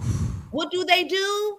Yeah, bombs. Yeah, arsenals, weapons, all of those things that cause destructions in other places. There is a boomerang effect that happens. The things that we do outwardly to other places and other neighborhoods and other communities will circle and cycle back to us. When people were talking about, oh, they're going to turn Gaza into a parking lot, look what the fuck happened in Altadena. Did our government help our people in Altadena? Did our government help the And do people you in know they about to get rich off of real estate development over there? And Kenya Bears wants to make a sitcom about it? Do you know they're doing the same thing in Maui that now looks like what? A parking lot. You don't think these things are intentional? People think these things are conspiracy theories. Now, when you look at Katrina, I call it the Katrina genocide 20 years later, and you find out that it wasn't the hurricane that killed Black folks, but Black folks were actually being hunted in the midst of an actual crisis. Our people were being hunted. That is. I didn't see the documentary because I didn't really want to go there because I'm already ready to fight and I know that other people are not. So until y'all really ready to like understand because as a Black trans woman, I didn't learned already. Nope. My body not putting that on the front line, not so y'all can chill back in your comfort and be like, it gets better. Hell no. No. But when y'all ready to actually fight, I'm here. No, and I think that, like I said, it's really a matter of when you look at it, right? I was raised to understand what my privileges were. And the reason that I have my privileges were to work on behalf of those who don't, were to ensure that there is some equity across the board, that my people were able to rise up to wherever it is that they needed to have whatever it is that they needed. Everyone is not necessarily taught that. Some folks really, truly, and honestly believe I got mine, you got to figure out how to get yours. I voted for Kamala. Y'all gonna fuck around and find out. Hey, guess what? We all got Trump as a president. Regardless of who you voted for individually or collectively as a 92% or collectively as a whatever percent, everybody has to deal with the effects of Trump being in office. What the hell are you going to do? Hell yeah. Hell yeah. And I'll try to be quick with mine. I got 3 reasons. I got 3 reasons uniquely why the Palestinian struggle is always inextricably tied to the Black struggle. The first one is education. In Israel, they're able to give their citizens free education. When they deny Black folks getting this school funding, or we talk about getting a college, you know what I'm saying, getting college paid for, the reason I can't get that, but Israel get that, that's a direct link. We have disproportionate impacts on education for Black people, but we see Israel is able to give that. We're able to give billions of dollars in funds for the defense, and they're able to put their money in education, but we don't have the money for education. That's one reason. Second reason right there, healthcare. In America, we start talking about Black folks getting healthcare. They say they don't have the money, but they do have money to send billions of dollars to Israel. So we know that Black people are disproportionately impacted by the healthcare system, and their healthcare system, they get free healthcare. So Black folks can get free healthcare, but we can give money to Israel to go blow up Muhammad in Gaza. That's crazy. You know what I'm saying? Third thing, policing. Not only what she said, what Imana got into, we can get a little deeper. Cop City and the Israeli forces have a training, you know what I'm saying, thing they do together. So we're talking about Cop City going on all around America. They're sending American law enforcement to Israel, where they're perfecting tactics of putting shit upside Palestinians' head so they can perfect it doing it to niggas. So when you think about surveillance, policing tactics, a lot of those things are perfected on the bodies of Palestinians to then be inscribed here in America on Black folks. That's the reason in 2014 why so many people in Palestine was able to talk to niggas in Ferguson, which brings us to my third point, education. You feel me? Not education, the history, right? When I'm learning about Huey P. Newton, when I'm learning about Amari Baraka, when I'm learning about Malcolm X, it's a reason why a part of their global politic is intentional about Palestine. It's a reason why I can view pictures of Huey P. Newton in 1976, 1978. Now, I can see them literally in Lebanon. In the height of the crack epidemic, he still had the space to be able to say, genocide the Palestinians bad, and the crack epidemic happening in my community. I'm gonna do something about that. Here, I'm gonna do something about that. So it's showing you that everything in Palestine has always been tied to niggas. They're going to be able to perfect policing on them and then do it to us. They're going to be able to deny our education, deny our healthcare, and then give it to them. At the same time, tell us we can't get it. So we can't get reparations, but you got $5 billion to send over there. So we can't get healthcare, but you got $5 billion.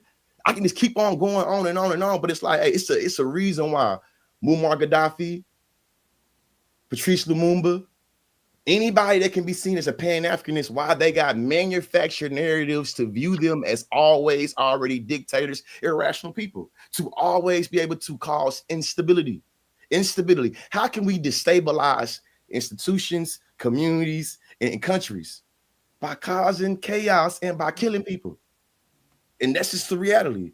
The last thing I'll say is I'll be upset that Black people uniquely got convinced that when we bolster police funding, that it don't impact us.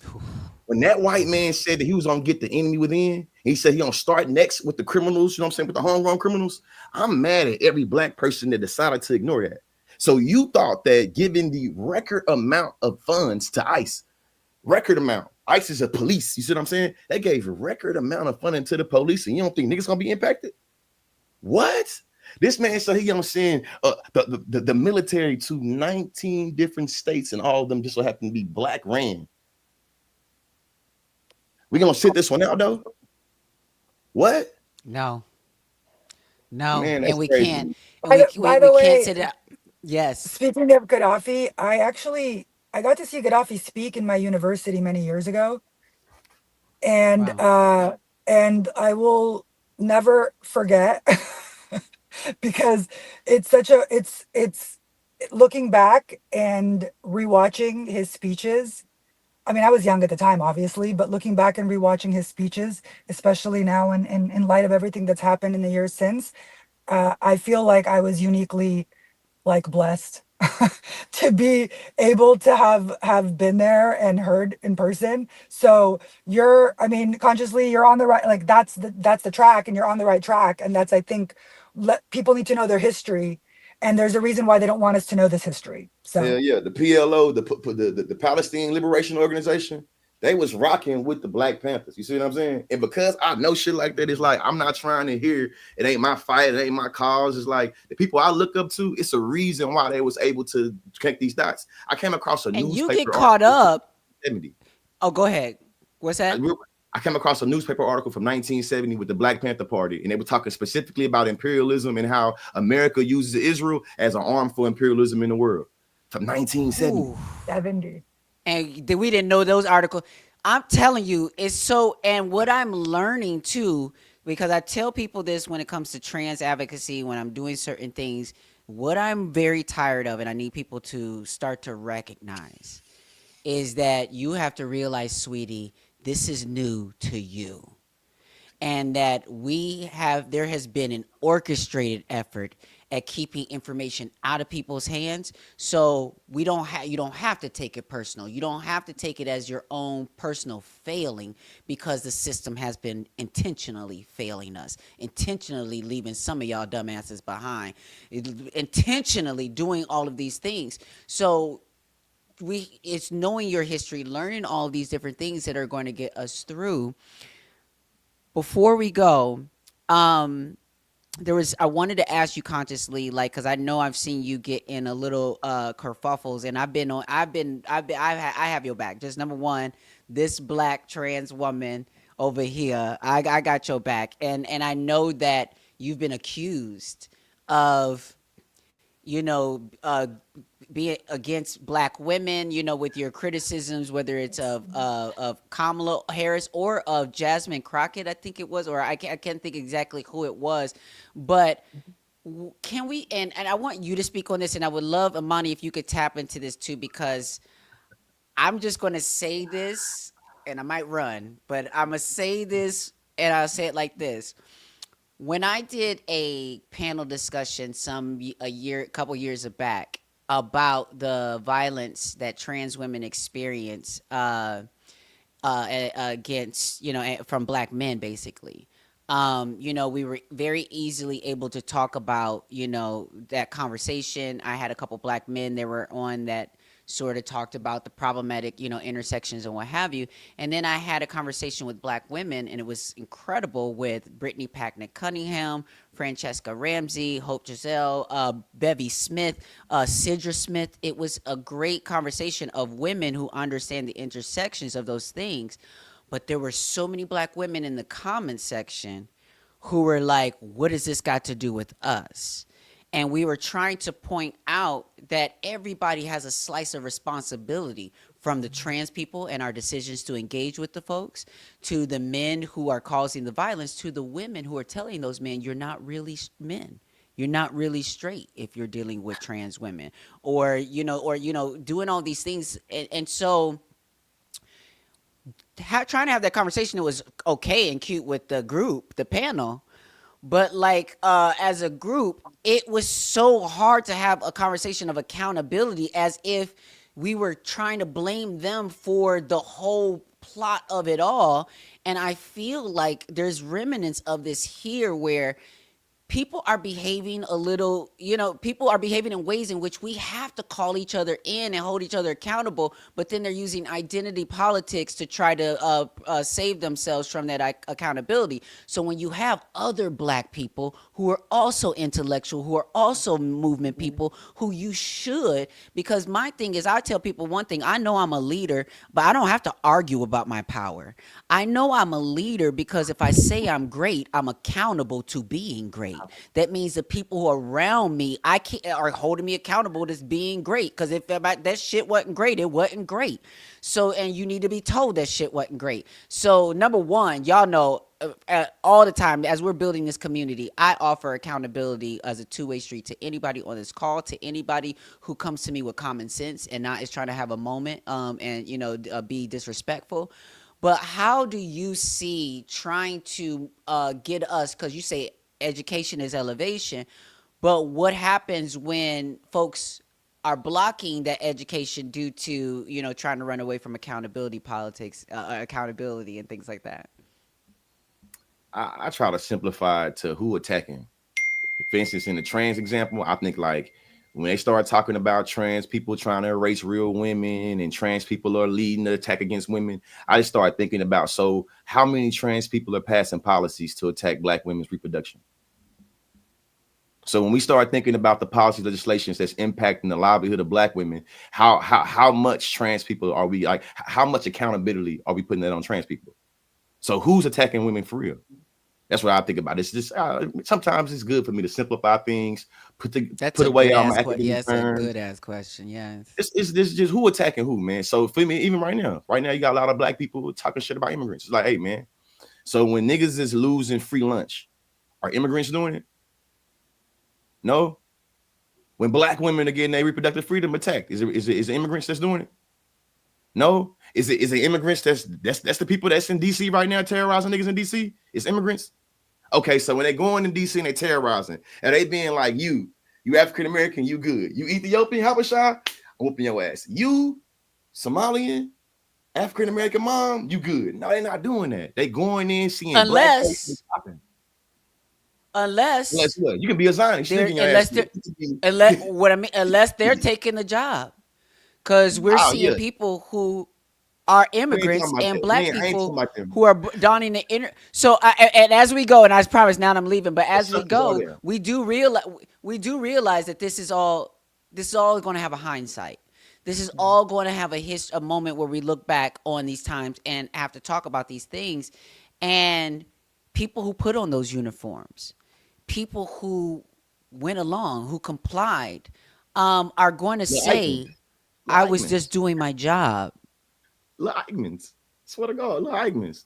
Little Eichmanns, man. To me, I feel like as somebody that do a lot of work around sex work, somebody that do a lot of work around, you feel me? I stick with sex work. As somebody doing work around sex work, to me, you don't get to pick and choose what's legitimate in terms of work, and you don't get to pick and choose how you're able to dictate body's values. You see what I'm saying? So for me, it's like, hey, if you are saying that this particular thing is not work, or you're saying that this particular thing shouldn't have any, I ain't gonna go there with you. I ain't even because I ain't gonna go there actually. I ain't gonna go there actually. I'm go there actually. I'm with you. I just think I'm with you. I'm with you.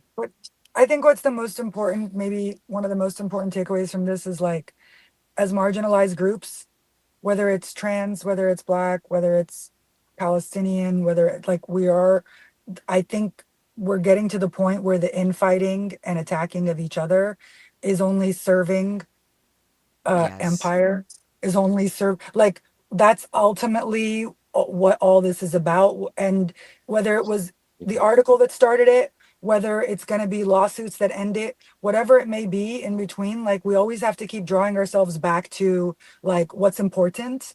And like Consciously said, like, what is really causing this problem? Trans women are not ruining things for other women.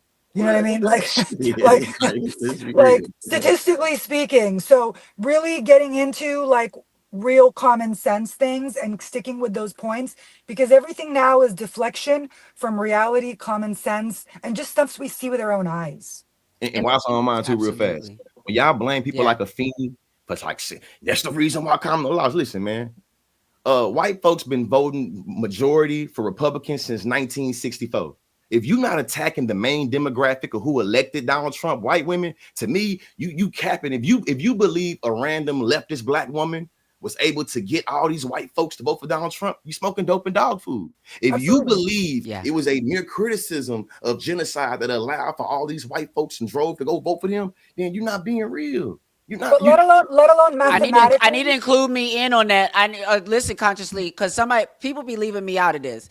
I need to be including me in on that. Just meaning, like, in the LGBT community, in all these different things, I am the trans Amanda Seals to folks. I am, because again we got folks who say that all the Shout out things to that Amanda Amanda, Seals man. said, she was talking about Kamala, she was doing all this kind of stuff, and I'm telling you, the only reason why, I can't say that I would like co-sign everything sis does, but what I'm saying, the reason why my antennas perked up in the situation, because I literally felt and saw my experience and how they were treating her. I was literally being treated the same way. I got people in the comment sections. I seen the Craig, one of the co-hosts of Fag Talk with T.S. Madison, who was discrediting Amanda Seals. He's tagging me in the comment sections too, saying Angelica on that same page as Amanda, telling people not to vote for Kamala. Like, they're creating these narratives Like, that we never said. hey, where you live at? Go ahead. What state are you in? What state are you in? I'm I'm in gonna shit. What Atlanta. state? I'm You in in Atlanta? Georgia. You in Atlanta, Georgia. So did Atlanta, Georgia? Did the congressional map of Atlanta, Georgia go to Kamala Harris? Did Kamala Harris vote for? Did Atlanta vote for Kamala Harris? I believe they Yes, did, they didn't did. they? Yes, they did. Yeah. So for me, it's just like, what are we talking about, man? Like, Because to me, it's people like, don't actually know politics, and they have a fanfare over these politicians as though these people are not public fucking servants that are supposed to be serving your best fucking interests. And I'm not going to compromise what it is that I feel my people need best and most just simply because somebody has a pressing curl or went to a HBCU or speaks very well or looks a certain way. I don't give a damn about none of that. I have a son to raise. I have nieces. I have family. I have people that require certain things that isn't about the things that our people were really talking about. And when it came down to it, I was just like, but what are we really getting at? If people are telling you that all we need is to hold the line, and this is what happened. I think this is the first time you and I met consciously. I got on the live and I was telling folks, I'm like, I live in a blue state. I know I'm going to be blue. It'll always be blue. So I can vote third party because that's a privilege that I have being in a blue state. People didn't realize that a lot of third party voters were saying, hey, if we vote third party in mass, we're not having an expectation to win, but if we get a certain amount of votes, we get the funding. So then the third party can now become a viable vote on the ballot. And niggas wasn't listening. We were like, there's a And do you know who is that- suing? Do you know who is suing to keep third party people off the ballot? Kamala's. Democrats. Yeah. Yeah.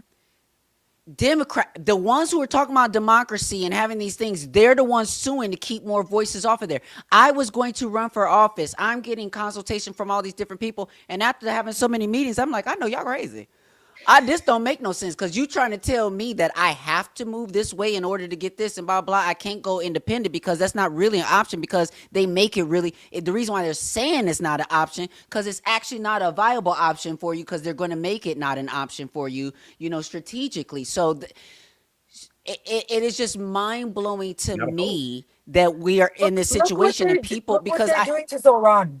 Look what they're doing to Zoran Mamdani. and Feta in well, I think he's going to continue. And the I can't remember the mayor. The Smiley bro, I can't remember Saleh. Yeah, I'm having an interview with him tomorrow for Ty. You feel me? You do? Democrat. Wait, say that. Wait, hold on. Is it going to be live? It's gonna be live. We're going live tomorrow night. Okay. Actually, no, I'm sorry. Wednesday night. I'm sorry. Wednesday night. We're going live Wednesday night. We're gonna be getting into all of the FBA talk about foundational Black Americans. We're gonna be getting into the Democratic Party trying to harm. We're gonna be getting into, you feel me, democratic socialism. But to me, it's a lot of conversations we can have with our people about different options that we can educate them. You feel me? Well, I think the conversation's been remedial. The conversation's been very remedial, because what Amani has pointed out about Kamala, the pressing curl, the sorority, all of these different things, is a situation where I'm telling you, as a 44-year-old going on 45-year-old person now, it's kind of embarrassing to me. I give me a little, trans, excuse, just in the sense of, like, I didn't think I was supposed to be a parent. I thought y'all had this. But for me, I didn't understand beyond Barack Obama, being this Black president. And I'm like so proud to be able to vote for the first Black president. I voted for him twice, and I was at the White House and I met Joe Biden as vice president then. and I met Barack Obama, got my picture, did the whole thing. And then as I'm coming back into the room where he's going to now address everyone, um, the room is now packed, so I don't get to have sort of a front seat because I was already had my front row in the back, shaking his hand and doing the things. So I get into the room and I'm just in the midst of the crowd of people, and he's talking, and then you hear this voice, and I can't tell if the voice is male or female. I don't know. I just hear a voice is screaming through the crowd, and they're screaming to stop the deportations, stop, deporting trans women into male prisons, and all these different. They were saying all these things, but I couldn't hear everything. All I then started to hear were a sea of white gays and the gays booing them. And then, Barack saying, this is my house and you're going to have to what have you. And so this whole heckle situation that had happened that went into the newspapers and everything, I was there. I was there in the midst of it, but I could not hear exactly what was going on. But what I was upset about was there was some sort of direct action that was happening with, I think, the Latin Trans Coalition or whatever. And I think that they did not tell me, Precious, Brady, David, there were a couple of us there. They didn't tell us because I think they thought that we were too enamored in the moment of this black president to then want to stand in solidarity with them. And my thing is, people in my community has since learned I'm that girl. Tell me ahead of time, bitch, and I'm there. I will use my moment. I'll do the things. But I cannot hold you. I cannot blame you for the way that you thought, because that's where we are. Is that people right now have this thing and want to have the first black woman president or this, that, and the third, and they're overlooking the fact that, is progress having a black woman push the button on the drones? Is that progress? Is the progress a black woman signing the check to Israel? So what is progress if it is only about identity politics? So I think now and I'm having this conversation where my eyes are open with. That's the only reason I was able to even have my eyes open with Kamala, because my eyes got open before with them. But I feel like a lot of folks aren't there yet with understanding how, and this is why I thought that Butch Ware called it out, and I know that Angela Wright was in her feelings when he was on there with that white woman. I know she was in her feelings when he called out how the Democratic Party was weaponizing blackness, and how they continue to do it. And we're falling for it as a black community. We're continuing to fall for it. And that's why we're in this situation right now, because we have not realized that none of us will be free, sweetie. None of us. Can I just Not take a a second? single one of us. Yes. I want to thank all three of you just as a Palestinian. And Thank you. I think seeing people like you guys and seeing just the voices online that are so like strong about this and have learned and understand. And it's like I swear to you, it means so, so, so much to like all Palestinians. And I'm not saying I talk to every single one, but the people we talk, and it means a lot. And that's what all they want. And they say that's all they want is for people to keep talking. So God bless you guys and thank you so much. And please keep doing that. Appreciate it. Thank Yeah. you. Thank you so much. And thank you to everybody on this call for your voices. They're powerful. I will continue to follow you all at The Consciously. Is that where we find you at The Consciously? Yep. At She Is Amani B, correct? Yep. Is that what Yep. it is? Is that what it is? Yep. And Lana, what is your handle? I scooped you in. It's at the Lana Salah, Salah. Say it Yes. again. Say it again. Follow these. It's just my name spelled with the Lana Salah, Salah. Yeah, LANAHSA. LANASALAH. Yeah.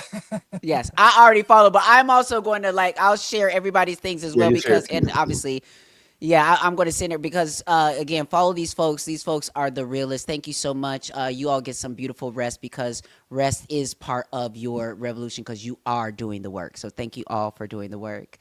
Before we go, I am going to share a passage, a Buddhist passage, called The Reply to Yasaburo. I talk about this all the time, but I think, again, this really, from this conversation today, this really, really should hit.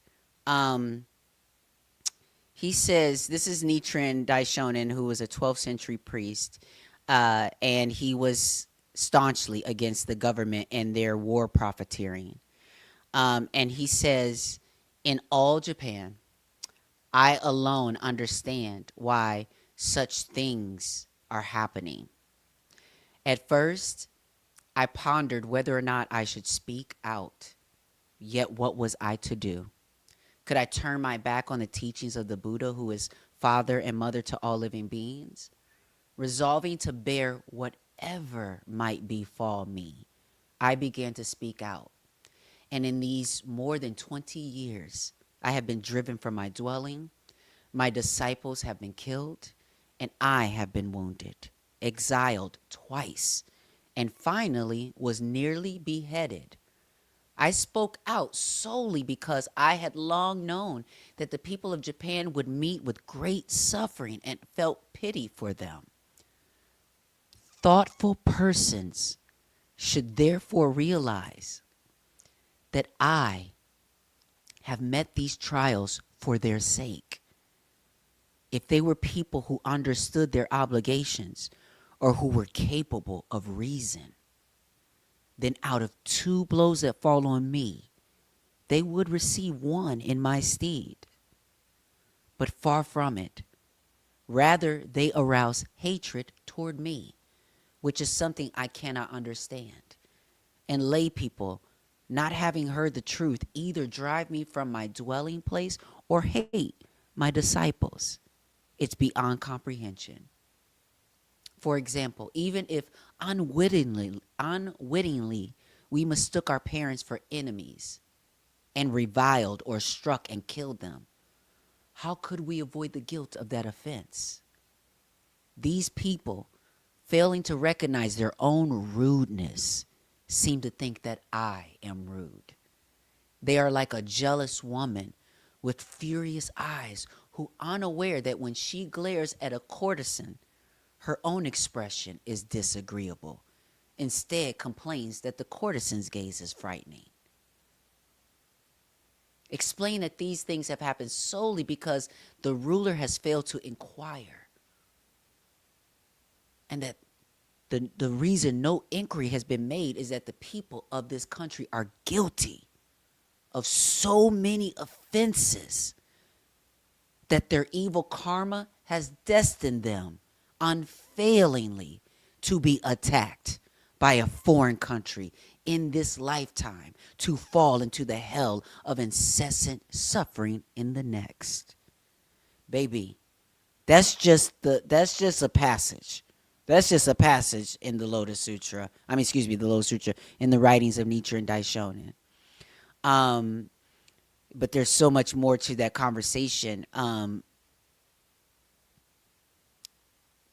You cannot expect that things are going to be happening in far corners of the world on this planet, and they're not going to affect you. That's not the way this works. The land is impure because we have been impure. Our minds have been impure. Focused on capitalism over community.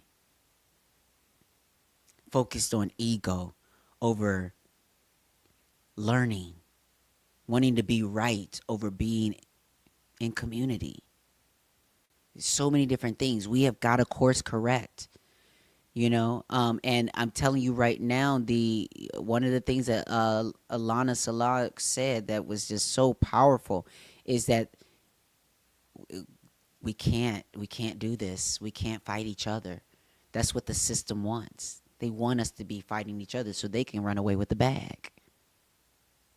So I want to encourage each of you this week to try to look at things intersectionally, so that when we say free Congo, know that we also mean free Detroit and free Sudan and free DC and free Palestine from coast to coast, from the river to the sea. You understand? Power to all the people. You understand? Except for Netanyahu. And again, I think that, you know, people are waiting for signs. They're waiting for some blinking sign to say that we are at war. We're in a civil war, or fascism is here. Let me let you in on something. It's here. We are at war. We are in a digital war. We're in an information war. We're in a war on community. We're in a war on mutual aid. There's a war on the people. There's a war on black bodies. There's a war on trans people. There's a war on disabled folks. There's a war on Arabs. A war on everybody but white domestic terrorists. That's who our shared enemy is. White nationalists, white supremacists, these white terrorists. Not each other. So, listen, I know sometimes we have a little flair with the way we talk with each other, but we got to remind each other that if we're not in community with one another, we need to be mindful about how we're talking with and about each other. Because you're not going to just use any kind of slurs with me as a trans person. Bitch, I don't know you. So unless you in community with me, watch how you talk to me. Come to me with respect, and I'll treat you with respect. But we've got to learn to treat each other better and do better, and say I'm sorry when you do something wrong. It's okay. Just say you're sorry. That's it for me today. Thank you all for joining me for this episode of No Opportunity Wasted. Again, thank you to my guest earlier today, Dr. Jeffrey Birnbaum, my producer, Daniela Carter, our sponsors at BTFA for that interview. And thank you to Conscious Lee, Amani B, and Lana Salah for joining me and, having this conversation. It's been a difficult time. This has been a difficult presidency, but we will not get through this if we don't have each other's backs. All right? No opportunity wasted.